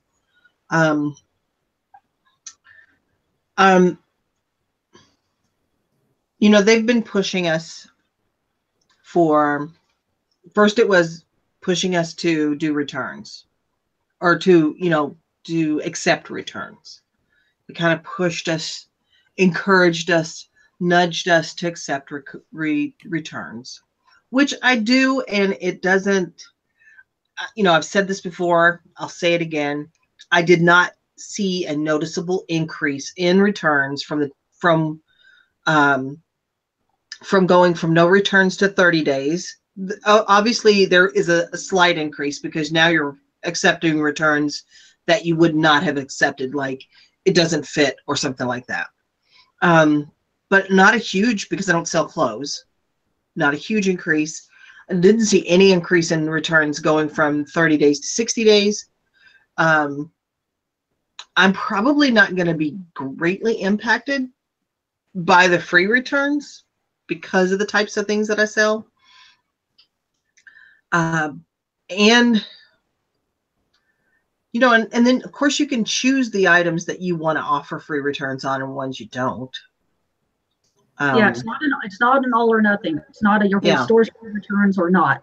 So you can do that for individual listings. So if you're selling something that you think could be returned and it's a kind of an expensive item to ship, well, you can always opt out of the free returns on that item. Yeah, I think, Nikki, that this is going to affect clothing sellers the most. I think it will impact them the most because they have a higher rate of returns already, because of just the nature of the item that they sell. And also to clarify too about the free, you have to do free returns for the top rated. It's not you have to do free returns to be a top rated seller. You have to do the free returns on a listing to be a top rated seller plus listing, which means you get the 10% discount when it on the feed when it sells, and you get the banner.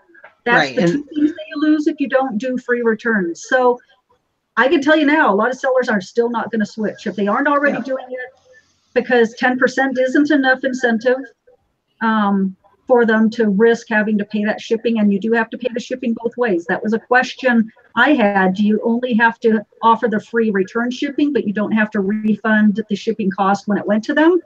I was watching Hazel Hart Vintage's live Instagram feed last night. She's at the eBay meetup thing out there on the eBay campus right now. And last night, eBay did a question and answer thing. And Griff, the eBay employee that does the podcasts and is also a seller, he was doing the talk. And he did mention this, it was real brief, but I did catch it when I was listening that he did say, so I think someone asked and he just kind of quickly said it and then didn't dwell on it. But he did say you have to refund the whole thing, including the shipping. So free returns, you'll have to refund the original shipping and pay for the shipping back. But it's, like I said, just for the individual listings. So what I think I'm probably going to do, and I'm actually probably going to do it before June. I'm going to go ahead and try this out before it even becomes mandatory. On my clothing items, I'm not going to do it on, I'm not going to do hard goods. I'm not doing free returns on hard goods. Or I am going to do free returns on hard goods because I don't get many returns on them. I'm just going to bite the bullet. Unless it's a particularly heavy item that I don't want to be paying the shipping, then I won't. Clothing, though, I'm going to test it out on my first class items. If it's jeans or a jacket or something that's just not first class and has to go padded flat rate or priority, I'm not going to offer it for that. I'm not going to sell a pair of jeans for $15 and risk having to pay $14 in shipping costs. But I am going to test it out on the first class items because the shipping is not as much of a hit. And I might not do it on like $10 clothing items either for the same reason. Even though it's only first class, that would still be almost, still be $6 to $7 in shipping costs. So it's going to be a little bit of a pain because now instead of having a blanket shipping return policy that I have now, because I have 60 days, I'm going to have to, every time I do a listing, check to see, okay, which policy do I want to use? Which return policy do I want to use? And I'm going to have to go in and bulk edit my whole store. And I'll probably end up missing some stuff and may get hit with a return that I would not have wanted to do, but you deal with it. So that's kind of what I'm going to do. I'm going to test it out. I'm not going to do it with all listings. I'll do it with some. But and then I may not end. Then I may just change and just decide not to do it at all if I decide that 10% discount we get just isn't worth the hassle of free returns. So I'll play around with it, and that's what we all have to do. It's always changing. Now this isn't a stagnant type business. If you're stagnant, your business is going to go down the drain. You got to always change with it. So. Yeah, Nanabeth said I think they're trying to drive the used item market out because they want to turn into Amazon. I don't think they're trying to drive the used market out at all. I think they are modeling themselves after Amazon in a lot of respects. But I think that you're seeing a lot of major retailers do that as well. I mean, this is not something that is specific to eBay. Everybody is trying to compete with Amazon. I, as a seller, am trying to compete with sellers on Amazon. I think that the used market is substantial. I think it is huge on eBay, and I mean there's a lot of used stuff being sold on Amazon. A lot. There's a lot of used items that are being sold on Amazon. So I'm not sure that that's the case. Nikki said I never noticed an increase either. I think it's going to be fine. I think it's going to be okay too. It's just another pain point that we'll have to overcome. But you don't sell clothing either. I don't worry about my top rated because I like to have 2-day handling. I sell just as much as a top rated, but not as top rated. I switched to 1-day handling time. I used to have 2-day handling time. I don't know, if I were to lose my top rated, would I go back to 2-day handling? I don't know. I've gotten used to kind of shipping every day now. Let's see. It's good to experiment and see what works best for you. I agree. And it also may make me be a little more choosy about the items that I'm selling too. If, maybe I don't sell any $10, $12 items anymore. I don't know.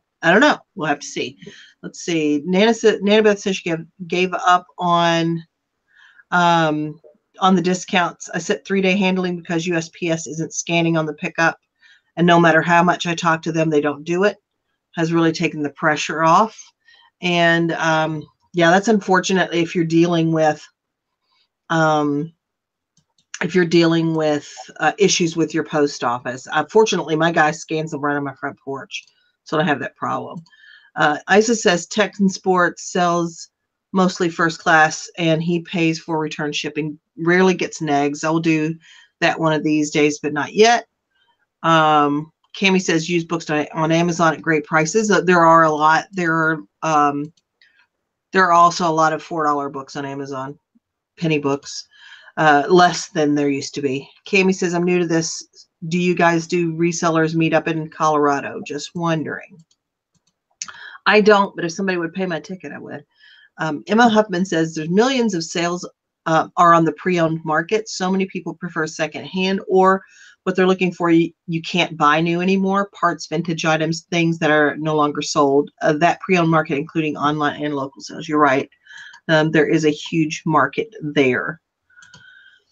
Nikki said most of the time her stuff ships in one day, but with some of my stuff that needs to be crated or major packing, it's nice to have 2-day. I have not gotten into anything that needs to be crated yet, and probably won't. I have had my share of large bulky items that I have shipped. I did a lot of that last year, and I'm kind of starting to move away from those sales online and moving those more to local sales. So, I mean, unless I was selling a $700 item or something, I guess I could do it that way, but that's not typically what I'm selling. So, but it's a little bit of a pain point, the new update. Some of the positive things that I saw, though, were Wait, we're allowed to talk about positive things with eBay? Yes. And I mean, I'm like you. I'm with you. I still love eBay. I still think that it's profitable. I was telling Linda earlier when we were talking before the show, if they're going to do things like this, that's fine. We'll accept it. We'll move forward with it. I just wish they would fix their software, because there's a glitch every other day, it feels like. Speaking of, I had to call Anchor Support this morning because I had sold an item. I got paid for it, but it still said awaiting payment when I went to ship it. So, yeah. But I had my money, so I called Anchor Support just to confirm that it was okay. It was a global shipping item, so I thought maybe there was something going on there. So I just want to be sure I should ship it. And he says, yeah, there's a glitch, and it was all I could do to not burst out laughing. And it's like, a glitch? Does eBay realize that their new nickname now is Glitch Bay? You know, glitches this last few months. So yeah, once again, I was told about, yes, there's a glitch on eBay. Yeah, that glitch that you're talking about, I've dealt with a lot over the last 2 weeks, and I just go ahead and ship it if the money's there in PayPal. And it says, and it's in my shipping, awaiting shipping, I just go ahead and ship it. Anyone sell on Bonanza? That's a good question. Has any, I don't use Bonanza. I have not heard great results with Bonanza. I know some people have said that they love it because it's like zero work, because it just auto transfers over, but I haven't, for the same reason that I was always paranoid about being cross-posted. I didn't want to sell it over there and then have it sell on eBay. And Nikki just brought up something that has been a wish of mine for the last 6 months. Wish they would have made another store between Premium and Anchor. That a lot of people are saying. Yeah, instead of a $3,000 store that has $10,000, 100,000 free listings, they're catering there to a very specific, very small percentage of their base, when they could have. But they're also intermediate, the beginning store. Yeah. It's good. I think that's great. Oh, I love that they put that little store at the beginning for newer folks that are kind of between that. I'm listing more than 50 things a day, but I'm not listing quite 200. Right. That is perfect for those folks. I was just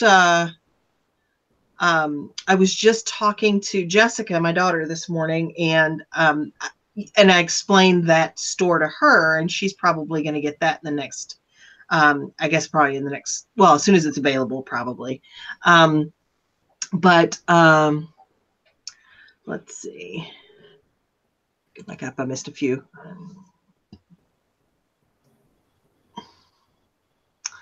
Let's see. Will says, just come on the UK. New Toys R Us or US are gone.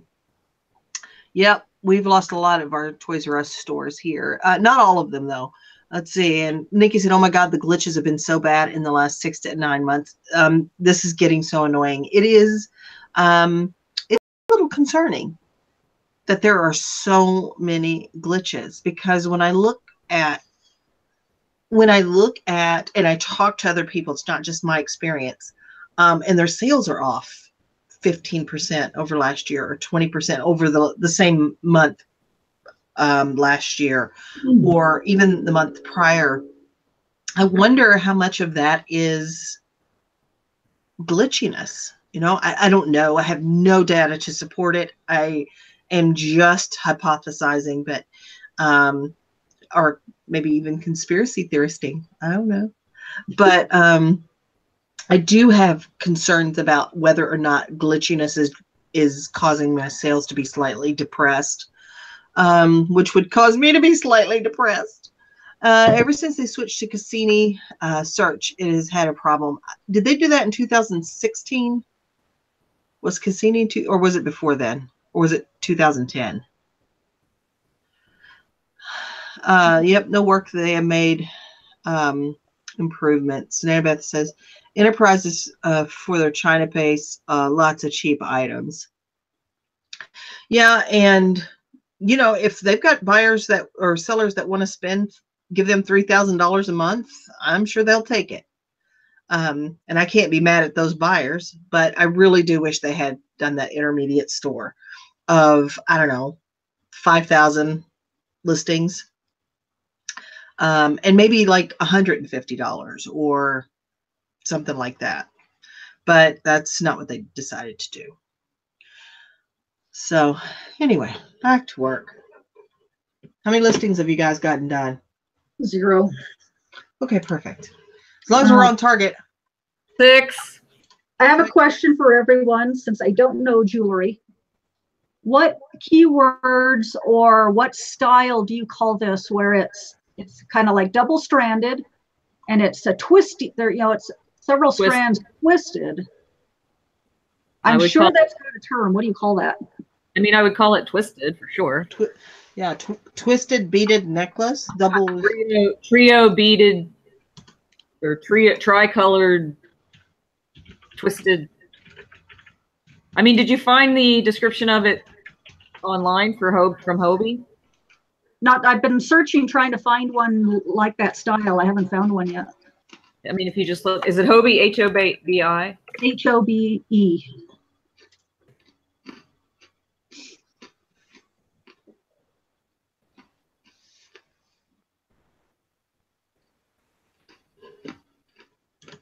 Upper picker says braided. Maybe braided, but it's not so much braided as just twisted around. It's not like a braid. But I mean, they possibly could use that. Isis, it does remind me of the 80s. Nanabeth said her February sales down over $1,000 from last year. My average cost per item in my store is $3.95. That's a big loss. We were just looking at our sales from February of last year. Mine are only down about $300, and I still have today, because I'm not going to sell $300 worth of stuff today, but still have today to add to that. So I think it varies. Of course, I had half as many inventory last year as I do now. Or maybe that was 2016. Last year I had about 600 items in my store, and I'm off about $300. With my numbers, I'm up a little bit this February versus last February, but I had just gone full time last February. I have more than twice as many listings this February than I did last February, and I'm only up a little bit. So I don't use Turbo Lister. I used it a long time ago. I don't know if anybody else here does.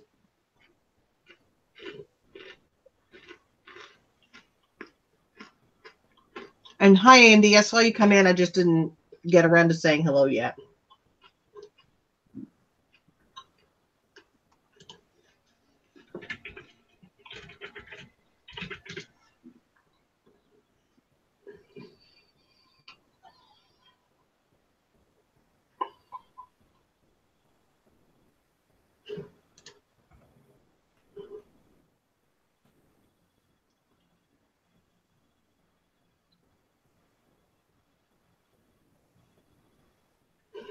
Yeah, I think that's part of it is there are more sellers, there's more competition, that's always the case.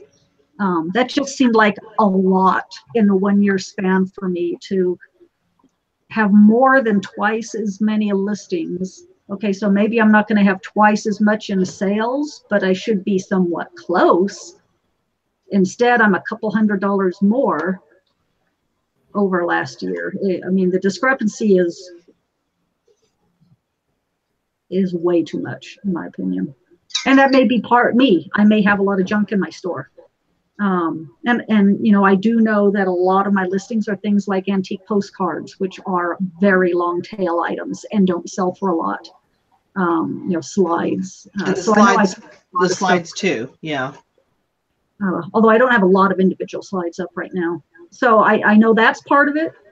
Part of it is, more competition. But I really do think eBay is down. I mean, the eBay won't show us their overall numbers, but I bet you anything their numbers are down.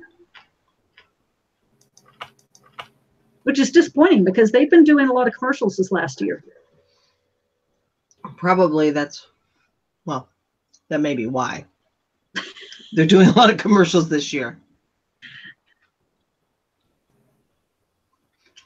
Oh, well. But I love like them. I said, I hope everything comes out all right. I start posting more over on Etsy. I continue to make sure I get stuff sent into Amazon because Amazon has kind of been a saver for me this last month with eBay not being very good. I've done better on Amazon this year than I did last year. Maybe I need to start looking into Poshmark with clothes since I do a lot of clothing, although that stresses me out. Every time I hear people talk about Poshmark and sharing parties and sharing all their closet, I don't even know what all that means. Right. Whatever it is, if it's sharing, it stresses me out. It sounds like having to socialize, but I might have to look into Poshmark or maybe Mercari. I know some clothing. I've got a couple of jean lots up on Mercari, and I've had several people message me asking me, will you sell individually? It's like, no, that's why it's in a wholesale lot. But maybe I need to start throwing up some clothes over on Mercari. Maybe I'll sell some stuff over there. So in order to make up for eBay not making me more money, I need to go make it elsewhere.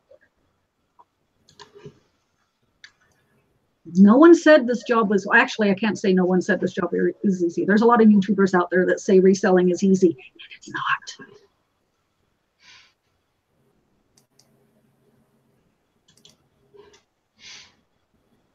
But it beats the heck out of digging ditches. Oh, there was something Anna Eckhart, I think she posted on Instagram yesterday. She is like, this business, I work 7 days a week. There's not a day that goes by that she doesn't do something. The only time she may not do anything is when she actually goes on vacation to Disneyland with her dad, or Disney World, I think they go to. And same, there's not a day that goes by. There's always something I'm doing, relisting, shipping, answering questions. But I'll take that any day of the week over going back to a Monday through Friday 9-to-5 job. I just hated that life, hated it. But I'll take working 7 days a week, 60 hours a week over a 40-hour. Yeah, I don't ever want to do that again. So Emma asked a question about what are the rules on eBay for using stock photos. I have a new with tag item that is all bagged up, not just with the tags, and don't really want to take it out for photograph if I could use a stock photo. So what their guidelines say is that it is restricted. You cannot use stock photos unless you have permission from the rights owner or creator to use the stock photo. Or, I'm sorry, what? Or there is an or there. If it's an item like if it's in their catalog. If it's in their catalog, then you have permission to use the photo. And it pops up with the stock photo, you can use it. So like a DV, a new and sealed DV. Exactly. Game, something like that. They're giving you the permission to use that. But if you're just going over to a stock photo from somewhere and use it. Yeah, you can't go over to Google and just pull one, or you can't pull one from somebody else's listing and put it on yours. That's the rule. I'm not going to say people follow that rule, but that's the rule. There's a lot of It's people that this, don't follow the rule, but just because right, they're jumping over a cliff, are you going to follow them? right. And the same is true for text. You can't use somebody else's text without without having their permission. It does say it's okay to use information like measurements, weight, or other specifications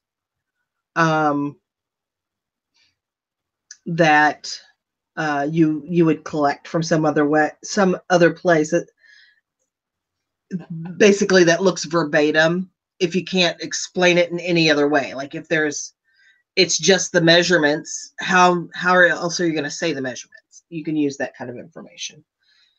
Oh my gosh, a $7 offer? I can't contain myself. Vacation's paid for. Let's see. Why is there even best offer on this listing? So I've got Oh, these I've said that so many times to myself. Oh yeah, I did that to It myself. just gets caught up in the bulk editing. I've got 6 lots of jewelry that are between $20 and $25. That I have put in a little category and done 60% off. And so it's already on sale for $9.19 plus shipping. So they've gone in and offered me 7.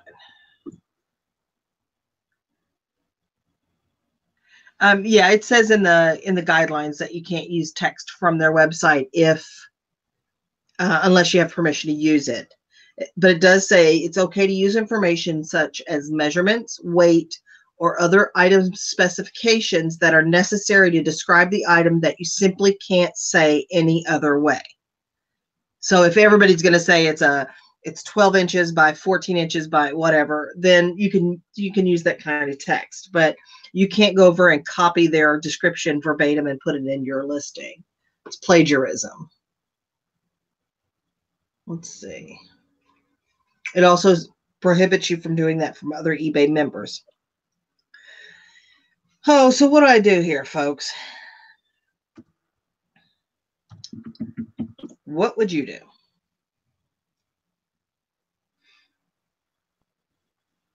Yeah, Nikki, I do the same thing.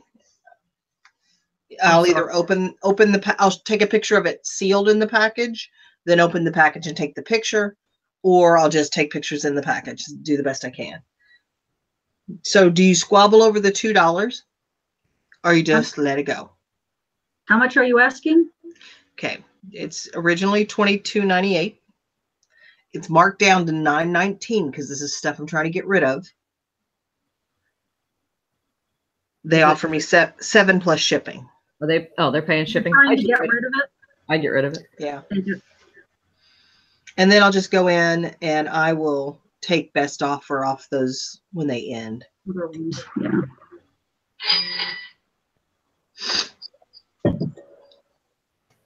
I never worked for so little. That's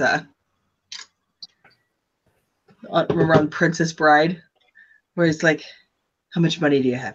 65. Whew, I never worked for so little. Will said if there's profit and it's a slow day, I'd take it. Yeah, it's $2. So obviously I was willing to take $9 for it. Yep, Annabeth, let it go, let it go. Yeah. So I have just taken it. All right, I'm trying to do this listing on Mercari and I'm not.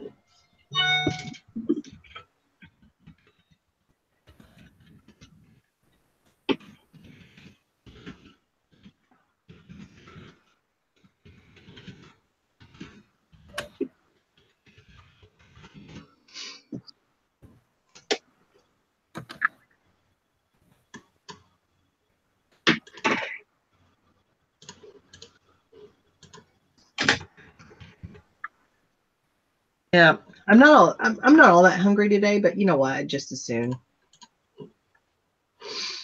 just as soon let some of this stuff go, honestly.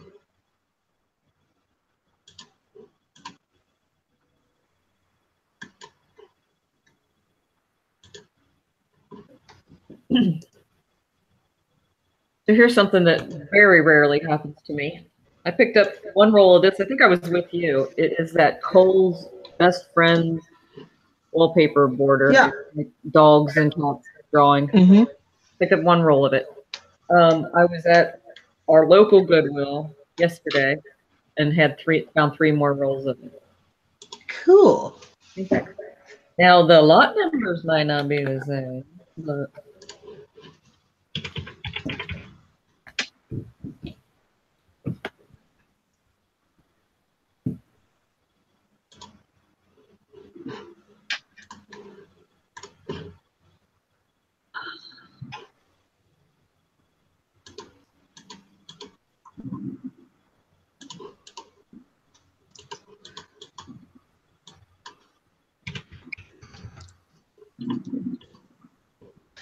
All right, what did I do wrong here?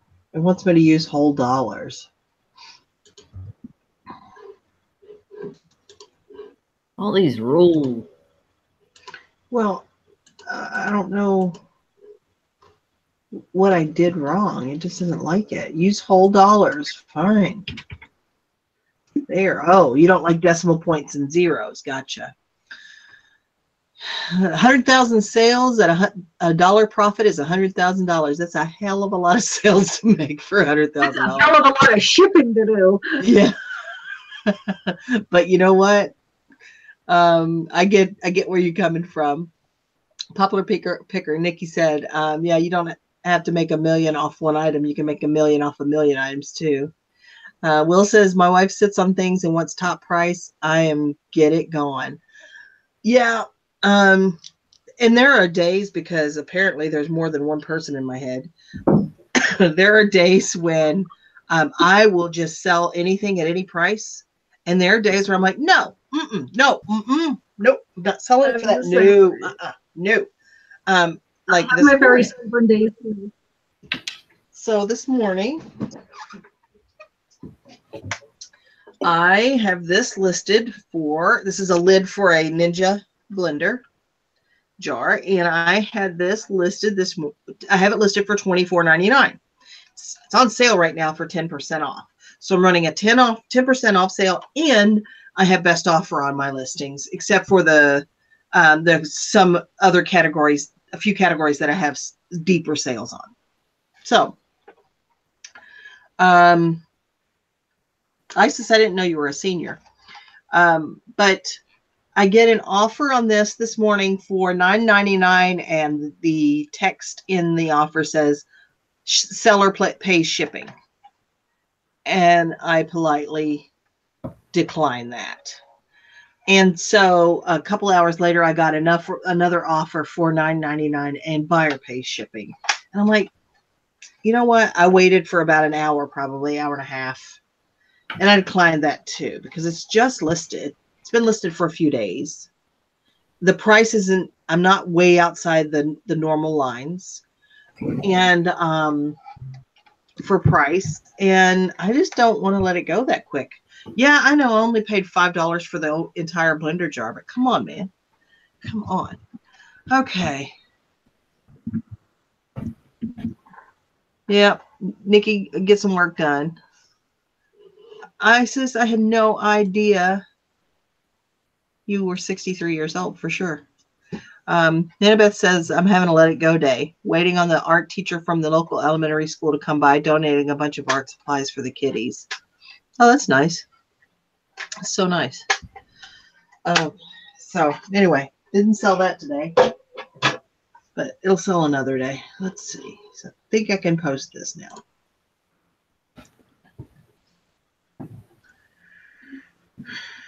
Okay, what is it? Must be less than 40 characters. What do I have?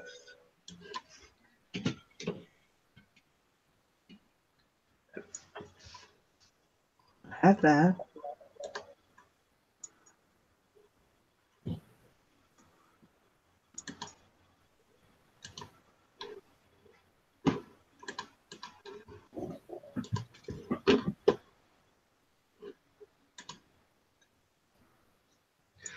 Oh, you suck, Mercari.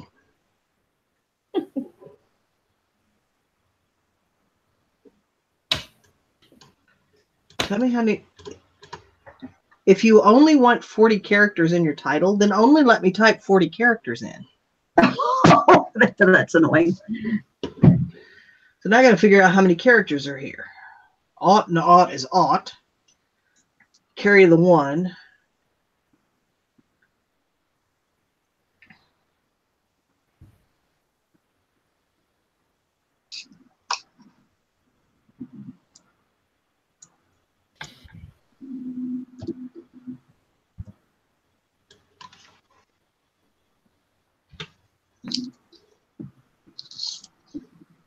Oh, and then every time that it like cancels, like it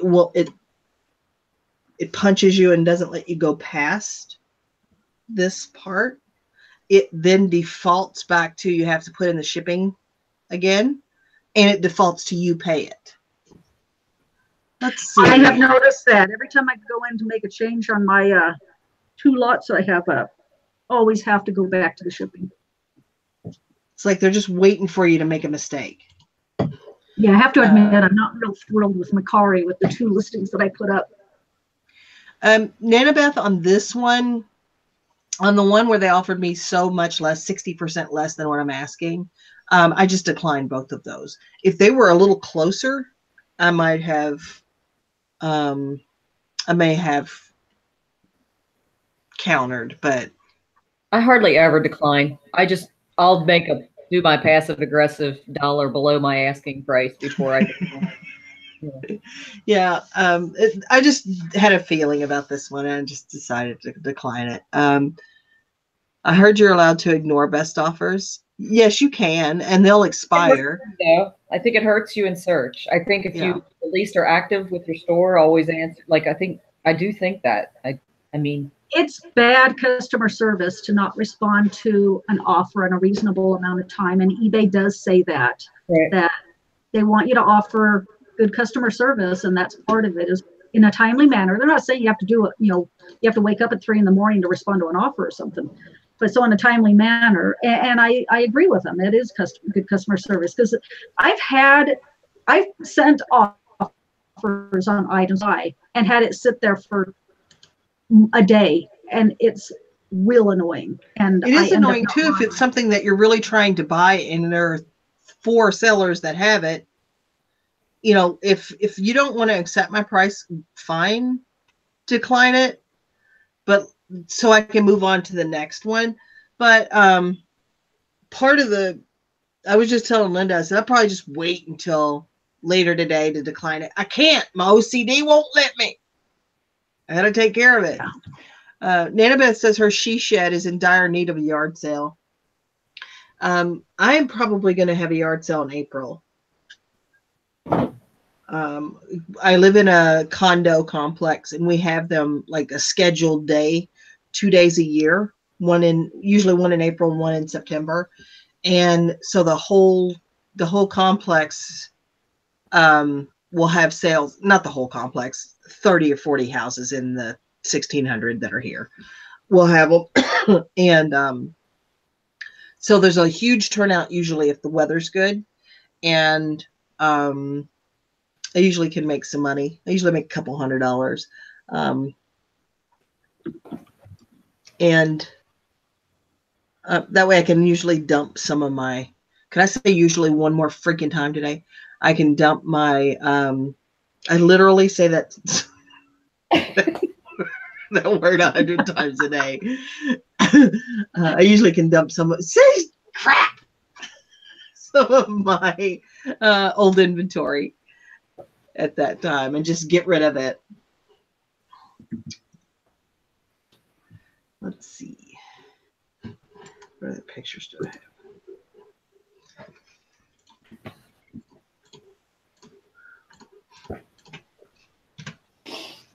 have? Sorry, I was eating a Milky Way. Those commercials crack me up.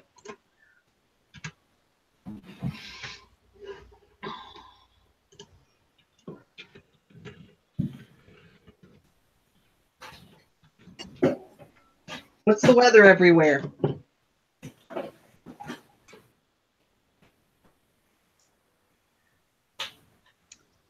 It is blue sky and sunny here. I think it's supposed to be decently warm, although I have no idea because I have not opened a door or window. It is 61 degrees here, and I'm thinking I might grill out some kebabs for dinner. It is 46 degrees out right now, so not bad. I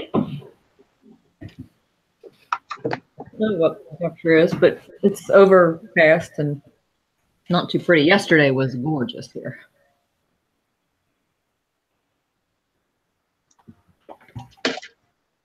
$39 where you are, Nikki. Isa says she's pretty super polite and always thank them for their interest. No worries. I agree. Customer service is important. Customers remember how they were treated. Oh, you're in Wisconsin. Yeah. I think my text when I'm sending a message kind of has that Stephen Wright tone about it. You know, that kind of monotone, flat, unenthusiastic kind of thing. But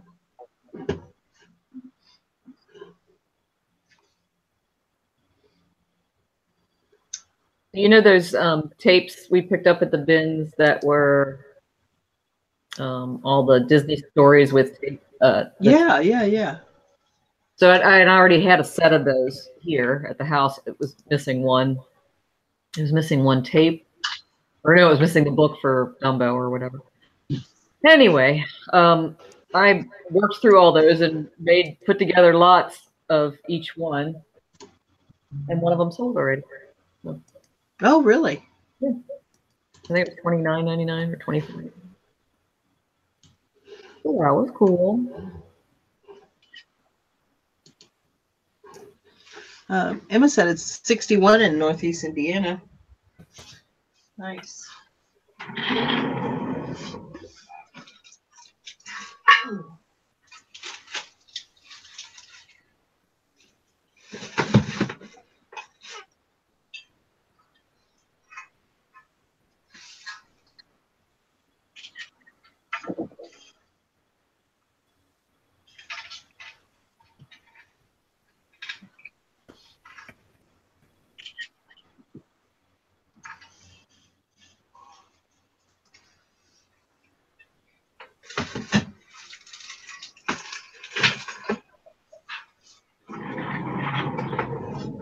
So why is it that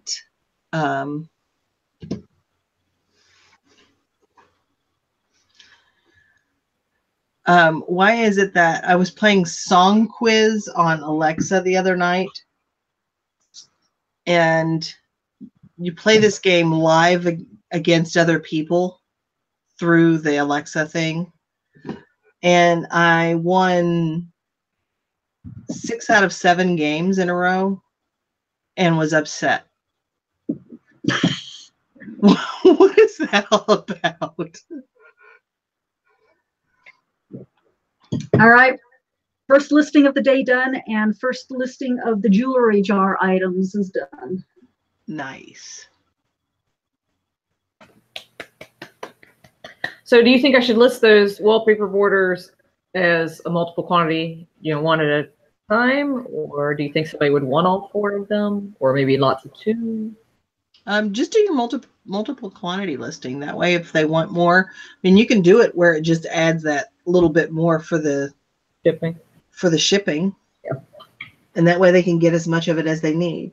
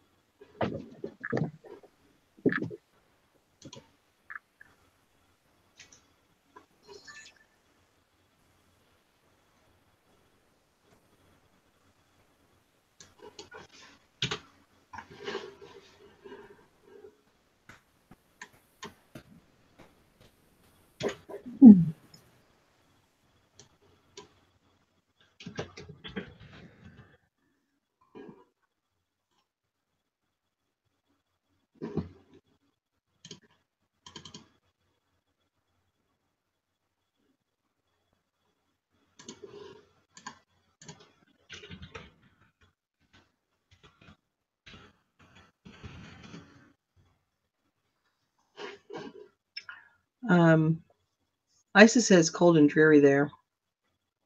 Alexa is scary. Big Brother. Now I just said her name and now she's talking to me. Will wants to know if you have any idea where he can get 100,000 items. Well, I know where you can get 500 leggings. Will that get you started? I am not worried about where you Big get Brother. 500 grid panels. Right. Oh yeah, Chris knows where you can get 500 grid panels. I'm not worried about Big Brother in that I have these listing devices right here all throughout my houses, and I have internet so they can monitor whatever I'm looking at or whatever I'm watching, and I have Sirius radio in my car, so there's GPS following me everywhere there, and I have an indoor security camera. So I got, you know, I don't even have to worry about Alexa. If they want to surveil me, they already are. So, and honestly, I'm a pretty boring person to spend all that manpower on. That's what I always say. Hey, if they don't want to watch me, more power to them. Yeah, we got you, Will. I do that all the time. I have my hand on the wrong keys. So. I kind of like Kick. What's that? I kind of like Kick instead of LOL. I know. I've decided, by the way, if I ever do videos, instead of using bread and butter and whatever terms, I'm going to do all of mine in baseball theme. So a home run, obviously, is a, you know, then we have the grand slam. Oh. Which is like a really great sale. And then just my base hits, you know. Your base hit, you double. It's right. Not quite a home run. It's a double. Triples, whatever. But then, and then you've got your sacrifice flies, you know. Where I actually just visualized a fly on a cross. I'm sorry. Oh, well, you got to understand baseball in order to get the analogies, but yeah, that helps. I'm sure it helps. Yeah. And you know, instead of my death piles or my profit piles, I'm going to call it my bullpen or my bench. Ooh, I like it. Yeah. I like it. That's what I've decided.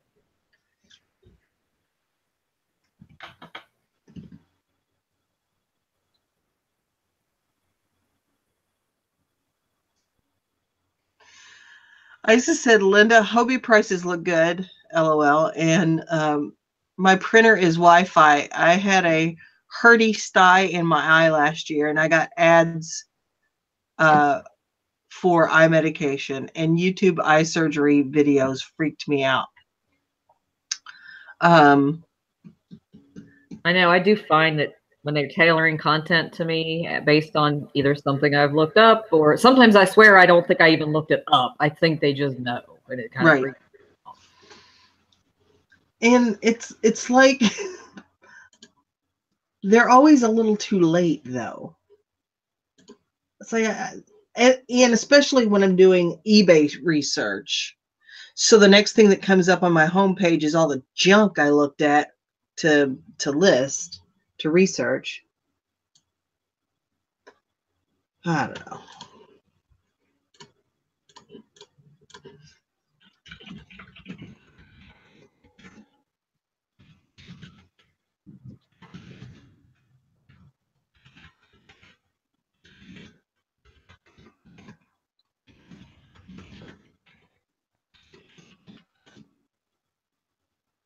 Are you complaining about your eye?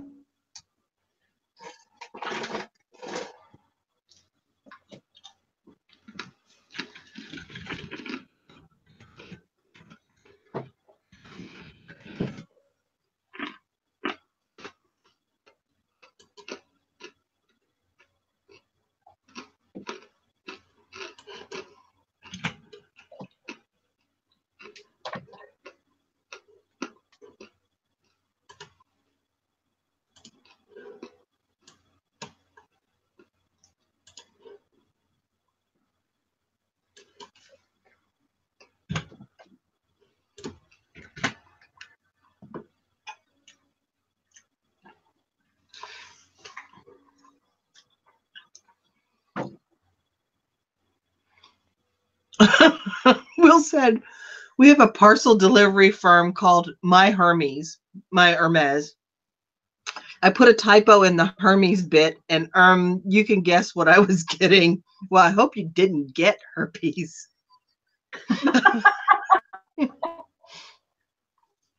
But that's pretty funny. Oh my gosh. Yeah, I've never had herpes from a typo. You know, that's some powerful stuff. It's forever. They say a diamond is forever, but I beg to differ. So I like to go into my junk folder every once in a while, like your spam folder, and just see how many mail enhancements emails I got, because they're always there.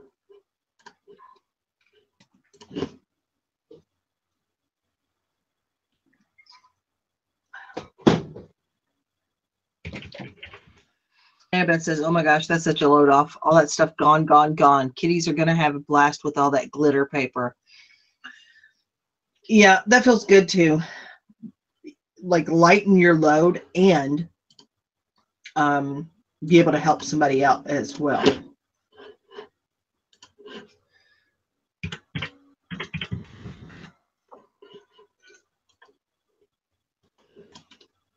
I've got a bunch of paint supplies up on my shelf that I'm going to sell locally.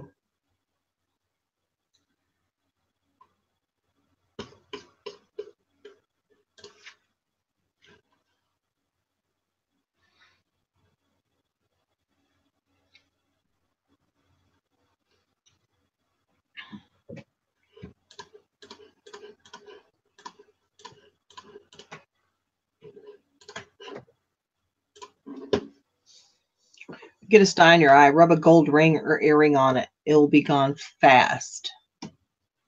I never heard that.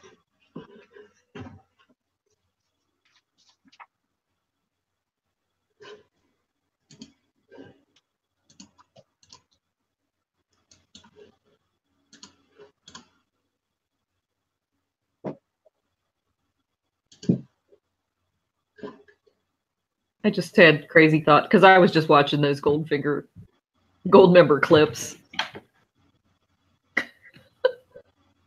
I had different thoughts in my mind about what you do with gold. Sorry.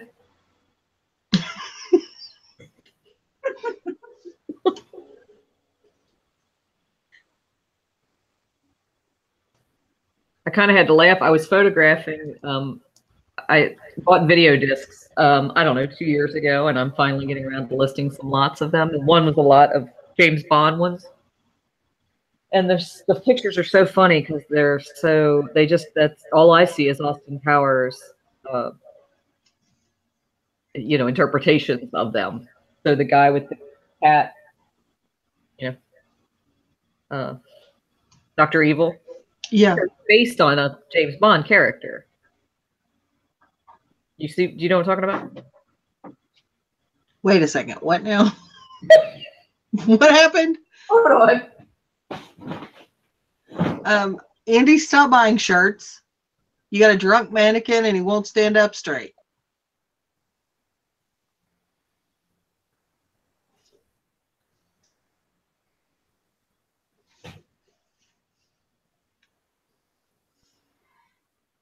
We got a James Bond character with the cat face or with Dr. Evil face? I got lost there.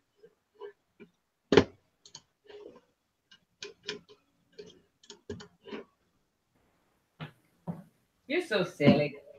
I can't find it. I guess I put them in inventory already. Yeah, so it's the James Bond movies that Goldfinger, as an example, right, has a Dr. Evil character dressed like Dr. Evil does. I don't know what his name was. He's carrying a cat, Oh, it's from the movie Goldfinger. Yeah. Oh, I didn't know that. I didn't know that there was I knew that was a kind of an amalgamation, an amalgam of like evil characters, but right. I didn't know it was like specific to that one movie. Like there was also a character named, and I'm just telling you what the Pussy Galore is her name. Okay, that's her name in the show. Movie. Yeah, I remember that. Yeah. So a lot of vagina is. Yeah. based on Pussy Galore. Yeah. I love those stupid movies. I mean, I knew that they were like a spoof of the James Bond movies, but a lot of vagina. Vagina. Mm. Oh, that's so funny. I just love that Michael York is in the second one. Is he in this? Yeah, I think he's in the second one. I think so. And he is so funny. I love Austin, that's my mother. I love Rob Lowe's character too. Oh yeah. He plays young doctor. He plays young number 2. Yeah. Who does number 2 work for? Oh, it's so stupid, but I can't help myself. I need to do a marathon of Austin. I adore Austin Powers. I don't know which I like more, Austin Powers or Shrek, but both Michael Myers. They're both Mike Myers. So, you know, I can watch either one of them anytime they're on. Doesn't matter.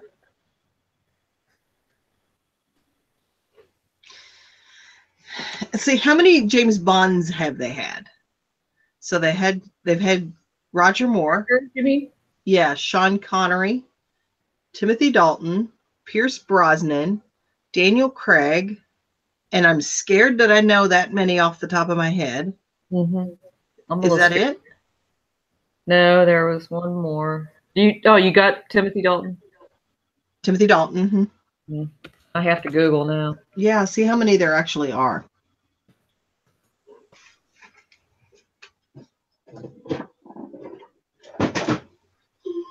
Yeah, I thought there were a couple before Roger Moore.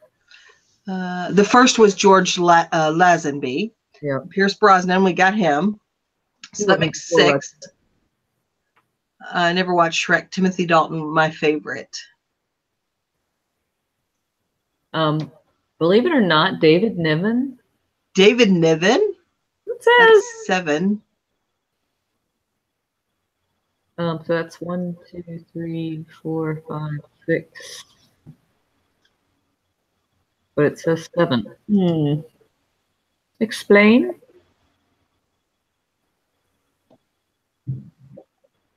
One, 2, 3, 4, 5, 6, 7. Okay, yeah. Sean Connery, David Niven,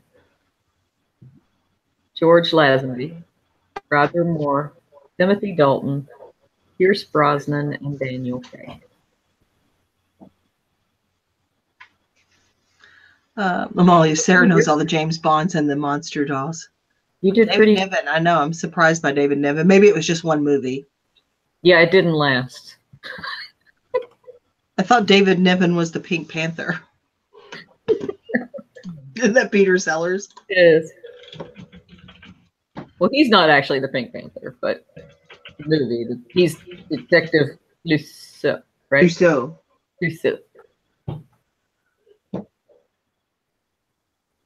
Oh, I love those movies. So all this month, Turner Classic Movies has had 31 days of Oscar. So it's going to go into the beginning of March. So a couple more days. And I have watched so many good movies. I just watched Cool Hand Luke. And I watched for the first time, hold on, let me think. What was the name of this movie? It's so weird.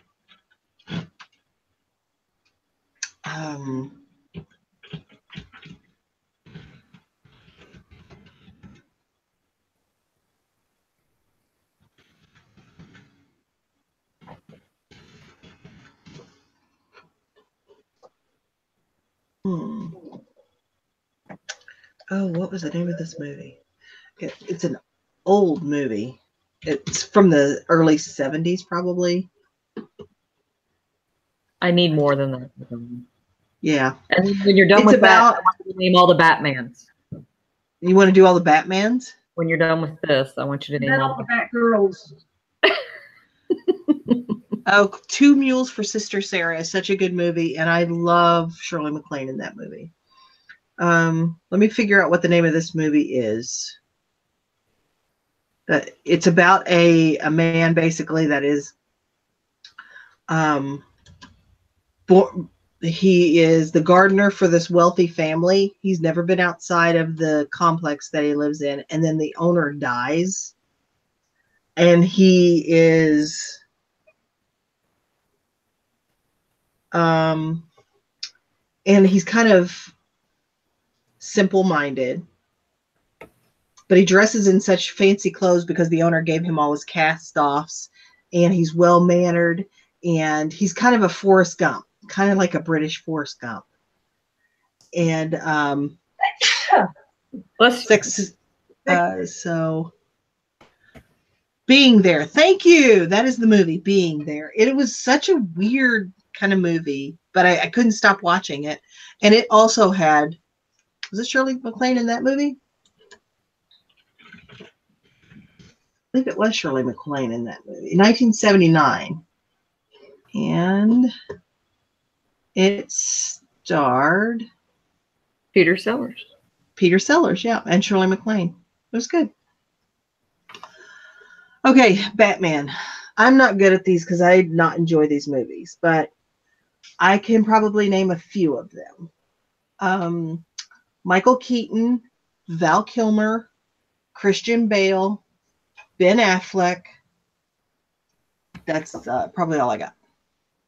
Oh, come on. Seriously, I don't like them. I don't like them at all. I don't watch them. Well, my favorite one, although he claims he tried to kill the franchise, is George Clooney. Mm. And then did you name Michael Keaton? Yeah, Michael Keaton, Val Kilmer, Ben Affleck, and Christian Bale. Okay, all right. Yeah, I thought Val was very good. And I thought Ben was okay. I'm Batman. I'm Batman. Oh no, that sounds too much like Global Voodoo. The rest of them are not movie versions, it looks like. So George was in the movie, Val was a movie, Ben was the movie. Will Arnett, it shows him as in the Lego movie as Batman. Isis said, I stood in line at the post office next to Batman in Santa Monica, 1975, thereabouts. He was sending a bunch of Christmas cards. Adam West, that's who it would have been. Huh. Actually, you stood next to Bruce Wayne. Let's be clear. Because if he wasn't wearing his little cowl and his cape, he was Bruce Wayne. So, Andy said, my dad used to make me sit and watch all James Bond, Clint Eastwood, and John Wayne movies. I used to get mad, but now I'm so glad he did. Great memories. And she also says that Michael Keaton was her favorite. Adam West will always be Batman to Will. I love that. I used to love that series. It was so cheesy and campy, and it was wonderful.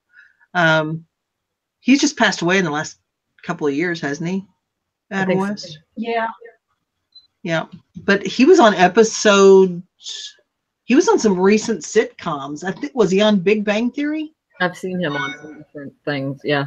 Well, this particular website ranked Michael Keaton as #1, and I have to agree. I think he did a phenomenal job, but I also think Val Kilmer was my #2. I like Val Kilmer. I like Michael Keaton, though. I mean, Michael Keaton was. He was the I best. just watched Mr. Mom with my husband again because my husband never saw it. Mr. Mom is hilarious. It is so funny. It is. And even like really, he was in a movie that really tanked. It was not that good, but it was funny. It was called Gung Ho. Yeah, I saw it. Yeah, and he was in Johnny Dangerously with Joe Piscopo and Maureen Sullivan. Maureen Sullivan. Something like that. Mr. Mom was great. Yeah, it was a great movie. I mean, it was so funny. So corny, but I love that movie. What's that? Jack Frost. Jack Frost. Yeah. Will said, "Pow." Yeah, those Buff. That was another one. Or Buff. Just these words would just scream at you on the screen. Mr. Michael Keaton is a cutie patootie. He certainly, yeah, I can see that. I just watched him in He's Spotlight. Yeah. Yeah. That was a really good movie, and he was really good in it. Which one's Spotlight? Let me think. Spotlight is the one where he works at the paper with Mark Ruffalo and a couple other people, and they expose the Catholic Church priest sexual abuse scandal that kind of started all of that snowballing. Yeah. It was a good movie. I don't like this character, but he played it very well. The McDonald's founder character. Oh, the Ray Cook. He played it really well. I didn't see that movie. And then let's not forget Beetlejuice. Beetlejuice is amazing. It's so amazing. And when you One of my look top at films. yeah, when you look at Alec Baldwin in that movie, it is so different than the Alec Baldwin we know now. I don't even think Michael Keaton is that different. Like, he's aged, of course, but I don't think he's like radically different. But if you look at Alec Baldwin, he doesn't even look like the same person. Yeah. Pacific Palisades. That was like a thriller, wasn't he? Wasn't it? Yeah. I love that old stuff. Pacific Heights. Pacific Heights, maybe. Yeah. Is that it? Yeah. And Night Shift. Did you ever see Night Shift? Did you ever see what? Night Shift. Night Shift. I did see that. I haven't seen it for 20 years, probably at least. Yeah. That's a good movie too.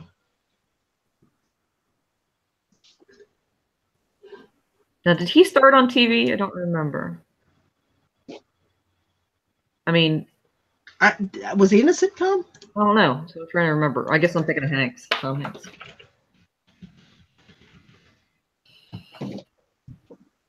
Andy says yes. I'm right. Pacific.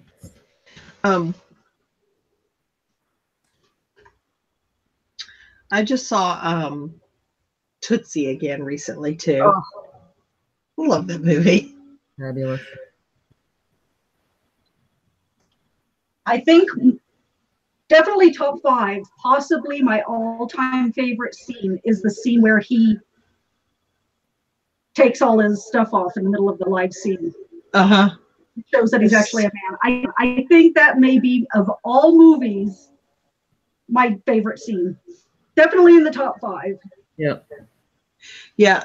I think you're right, Bluebird. I don't think a lot of people would recognize Alec Baldwin in Beetlejuice. He's just so radically different than who he is. He looks so like clean cut and nerdy and like suburban male. Straight. Yep. Straight. Yep. Nikki said Michael Keaton is in my life. Oh my God, good movie. That is a good movie. I love Gina Davis too. Mm-hmm.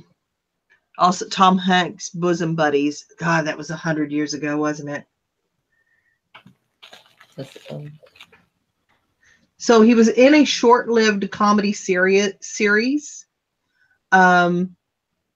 with Jim Belushi called Working Stiffs. Yeah, and that led to his role in Night Shift. So Night Shift would be his first breakout movie. Wow, that seems hard to believe. He was on shows like Maude and Mary Tyler Moore. Right, but I mean nothing of his own other than yeah.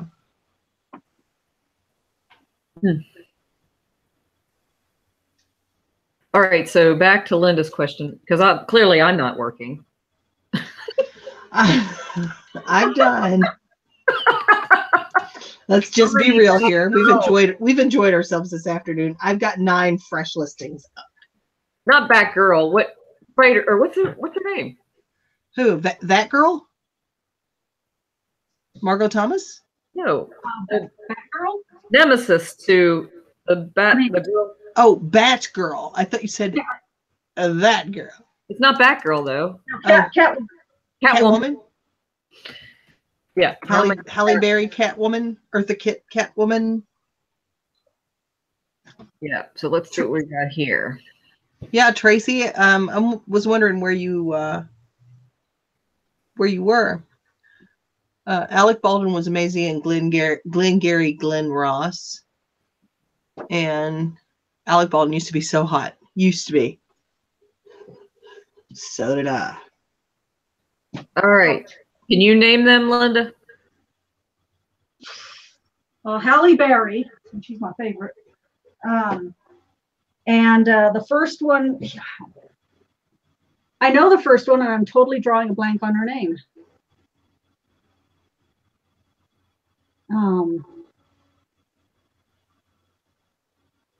I just have no memory anymore for names. It's really bad. My favorite was the second one. So, Julie Newmar, is that who you're thinking? Yes. Michelle Pfeiffer was an amazing. Yeah, Michelle Pfeiffer. Yeah, Eartha Kitt was Catwoman in the Batman series, wasn't she? Right. And then Anne Hathaway played it too one time. Really? Pretty well too. I love her, by the way. And then Lee Merriweather is the other one. Oh my gosh. Isa said La Cage aux Folles is a funny movie. Saving Grace and Little Voice are some of my favorite comedies. So I've never seen La Cage aux Folles, the movie, but I have seen The Birdcage. The Birdcage is so The Birdcage. God. Oh my God, that movie cracks me. It is so ridiculous. I have to tell you, I have a two-step removal from Michelle Pfeiffer, because a very good friend of mine, longtime friend of mine, actually dated him briefly way back in the day. And he dated Michelle Pfeiffer for a short while. And his funny story about that is on their, not sure if it was their first date or their second date. She had already done some movies, but she wasn't real well known yet. And she was in Grease 2, I believe it was. Yeah. Michelle Pfeiffer? Yes. And it was not a good movie. No, and he it wasn't.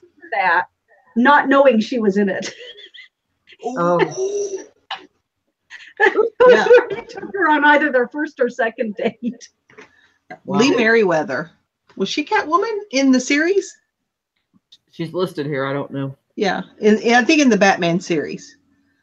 Julie Newmar. Oh my God. Tu Wong Fu, Julie Newmar, thanks for everything. Patrick Swayze is a drag queen. Oh yeah. And Wesley Snipes is a drag queen. And oh gosh, John Leguizamo too. Grease 2 was one of my favorites. It was so bad I can't help myself. Well, yeah, it just didn't. No. I wanted it so bad to be good. I wanted it to be good, yeah. That's why I feel kind of about Mamma Mia, the second one coming out. I love the idea, the premise of it, that it's going back in time before, but I want so badly for it to be good, because it's honestly, I mean, Mamma Mia, the first one, is so campy and silly, and just, you could make so much fun of it, but I just love it. I love that movie. It's like, I wanted it to be you. I wanted it to be you. I wanted it to be you so badly. Oh, I love that movie. Don't cry, Shop Girl. No, Cry, Shop Girl. And then he's making fun of in Sleepless in Seattle when the guys are making fun. And then Lee Marvin throws a hand grenade. Oh my gosh. I love Meg Ryan movies. I can't help it. I love a silly girl.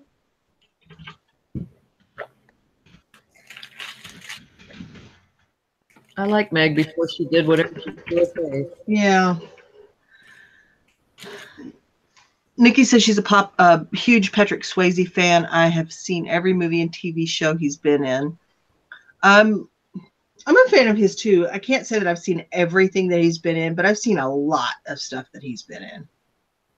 Even the bad stuff. One of my favorite movies is one of his is Red Dawn. Red Dawn. Mm-hmm. I liked him in The Outsiders. What's the surfing one? That's Point Break with I think that was Keanu really Reeves. good. Yeah. I even like Roadhouse, and I know it's such a dumb movie, but I liked it. How in the world do you find time to watch all these movies and shows? I'm still catching up on shows from the 70s on Hulu and Netflix. Okay. I don't watch much now, but I used to watch. Apparently, I used to watch a lot. Well, when I was growing up, well, later when I was in my like 20s, we didn't have cable. So a lot of movies we would just rent on VHS tapes, and then we would just watch them over and over and over and over. I used to have to Bad rent stuff. Did he make any bad stuff? I was kind of thinking of, was he in like a trucking movie? Who? Patrick Swayze. Yeah, he made bad stuff. Yeah, I mean, most of his stuff was good, but there were a couple. Look, he wasn't like uber talented actor. He just was likable and Very nice likable. to look at and talented. You know, music. I mean, definitely dancing. Yeah, and he was better in some things than he was in others, like Right, Ghost. he got I loved him in Ghost. Ghost was fantastic. Oh But gosh, Uncommon Valor. I've seen that about a zillion times.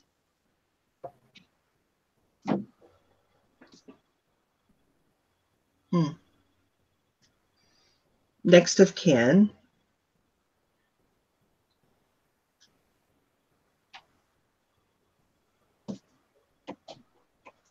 and Zip Cells, he made a lot of bad movies.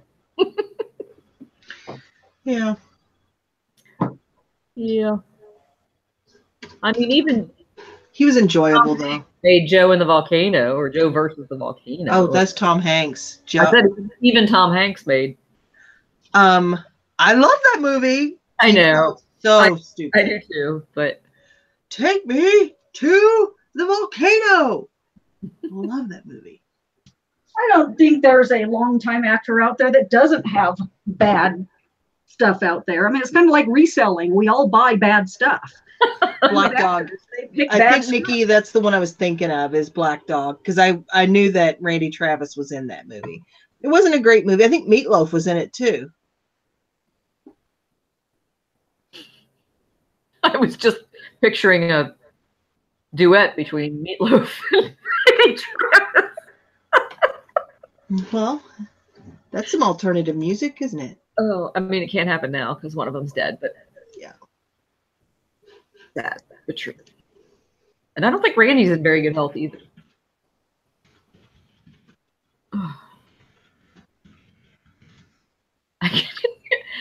I could just hear Randy singing Paradise by the Dashboard Lights. Oh, yeah.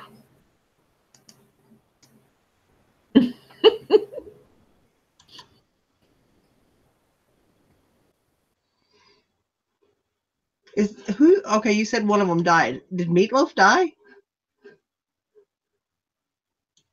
I don't think Meatloaf has died. Yeah, he's dead. Really? Meatloaf? Look, we're so shocked. We're like, what? When did this happen? Didn't he die? Am I wrong? I don't know. I don't think so. I'll be surprised if he did. I don't think I realized he did if he did. Thought he did. Anybody in the chat saying anything?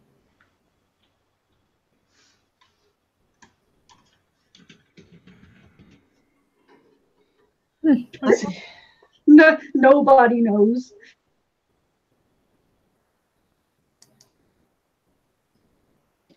Isis says Swayze drove his Jeep too fast down his street in New Mexico. My ex-husband's little kid, when he came to that street, always said, watch out for Patrick Swayze. Bluebird saying, no, he's not dead. Not dead. I don't think so. Didn't he have a heart attack recently or something? Wasn't Randy drunk and naked laying in the street a while back? It would have to be a while back. He's been sick for a long time. Meatloaf is still alive, age. All right. I take it back. Okay, it's all right. Zip said, I hope I can get that picture out of my head.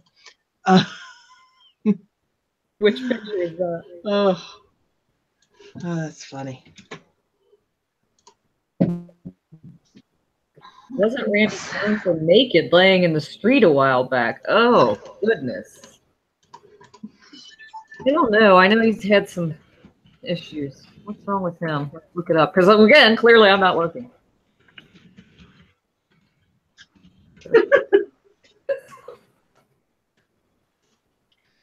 The other day, there was somebody was making a reference to something that I hadn't heard, news I hadn't heard. And they're like, go look on Facebook. It's trending. I'm like, I do not get my news from Facebook. I mean, you cannot use Facebook as your source. No. Let's see. You can use it to be aware of something that's come up. Just go read true before you. Yeah, you got to look somewhere else. You can't trust but verify. I don't even trust, but verify, please. God, I could have swore Meatloaf died. Oh well. It says, and well, when you Google meatloaf, it only shows the meat dish. I know that thing. I had to put Meatloaf singer. Yeah, Jim something. His name is Jim something. Steinman, I think. Randy had some drunken days after his divorce. Then he had a stroke, and that really kind of limits your drinking. Should. Randy Travis singing "Paradise" by the Dashboard Light. That's what I just said. I just can't picture Randy singing "Paradise" by the Dashboard. Isis said she met Danny DeVito and he was wonderful. She knows everybody. Yeah. All right, folks, I got to wrap this up. It's almost 3 o'clock. I know, and all I'm doing is going down rabbit holes. Yep. I'm going to get this last one up, which will be 10 for me. And it didn't make a dent in anything I was trying to do today. But I've had a ball. Yeah. I needed it. I feel really relaxed and happy. So I ain't mad at that. Oh, he will never sing again, she said, Randy Travis. That's a shame. That is. When he first came out, I just thought he was the bee's knees. I mean, didn't think he was good looking. I just mean that deep baritone voice he had. I mean, I just like blown away by that voice. And just the perceived humility. Yeah. Swag Maven says Meatloaf's real name is Michael Lee Aday, A-D-A-Y. Steinman. Oh, I thought his name was Jim Steinman. Maybe that's partner. Maybe I got him confused with somebody else. He's his partner in writing, I think. Oh, is that it? I think so. That sounds like a mistake I'd make.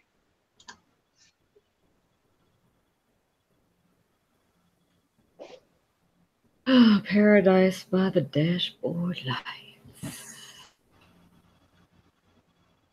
That's a pretty funny song. I like it. I used to listen to that on the 8-track. What's when you were saying you used to rent movies, VHS movies? We used to rent the VCR. Well, yeah, we did that too. Because we didn't have that either. When we got a VCR, man, I thought we were something special. We are rich now. You're rolling in it. Oh, that's his. Thank you for correcting me on that. Yeah, that was his partner. Danny DeVito came into the kitchen at a party 3 different times to thank us for workers. Very gracious and appreciative. Penny Marshall came in drunk and said, "Where's the ketchup?" Sounds about right. That's right. That's kind of like I carried a watermelon. Oh my goodness, funny. So I have kind of an obsession with Jennifer Lawrence. Yeah, I love her. I do too. And I watched her on an episode. She had an interview with Stephen Colbert a couple of days ago. Oh my gosh. He pulled out a bottle of rum. They sat there and had a couple of drinks. She threw her shoes off. I mean, she was just curled up in the chair. I'm like, I love this. I love this. She's I mean, very talented and very down to earth, maybe a little too open and honest for her career's sake, but I love her. Yeah. She was drinking $5,000 bottles of wine all night. And her and Amy Schuler are friends. I can imagine the two of those girls can get into some trouble. I missed the Dirty Dancing reference, Nikki. Where? What? She said that she was either saying we made a Dirty Dancing reference, or she was saying there was a Dirty Dancing reference.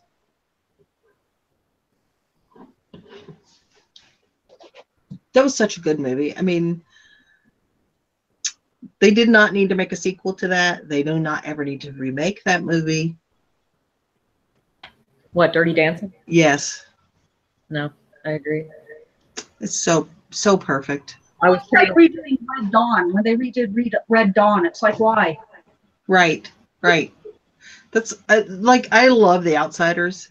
Oh, I carried a watermelon. I know it's such a obscure reference. It's just part of my vernacular. I say that all the time. So I forgot that it is a Dirty Dancing reference. I carried a watermelon.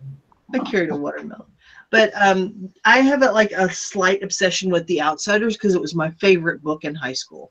I read that book, I can't tell you how many times. I bet that little card in the back where you check it out of the library was like my name after my name after my name after my name. And then they made this movie with all of these young actors that became superstars, like way blown out of proportion. It's so good. And all of the acting in it is not great, but it's just a good movie. Dirty Dancing, I love. There's no original ideas left in Hollywood. I don't like remakes. Occasionally I'll watch a remake if it's done really well, but I just don't think they should remake every movie. Like they should never remake A Streetcar Named Desire, because like sometimes you go to the movies and every preview you see is a remake. It's like, come on, let's get some original ideas here. An occasional remake of something, if it's really old movie, but this remaking movies from the 80s, no. Yeah. Isis says Donald Sutherland was a drunk jerk cafe customer long ago. He said to me, "Do you know who I am?" I would have said, "You're a drunk jerk."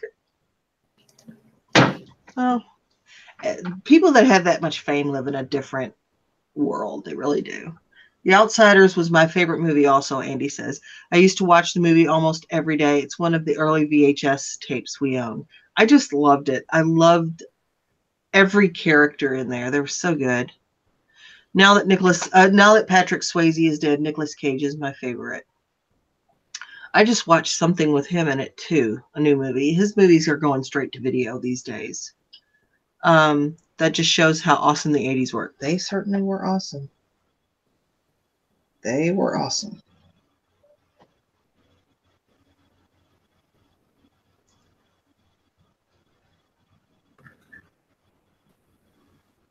Like your suit? Yeah. Turn around. I want to see Phoenix. Oh, yeah.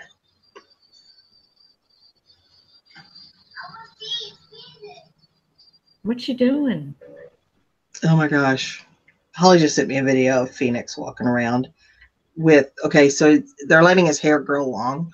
So they got his hair wet. It's all slicked back, and he's wearing a little tiny suit and sunglasses. It's pretty funny. I wanted to say you're a drunk famous actor, but I would have been fired. Miami, 1980. Nikki said I could see Donald Sutherland being a jerk. You should write a book. Right. Isis, whatever. You say, you can call it, and I say the mother. You can call it Drive-Ins, Diners, and Dicks, apparently.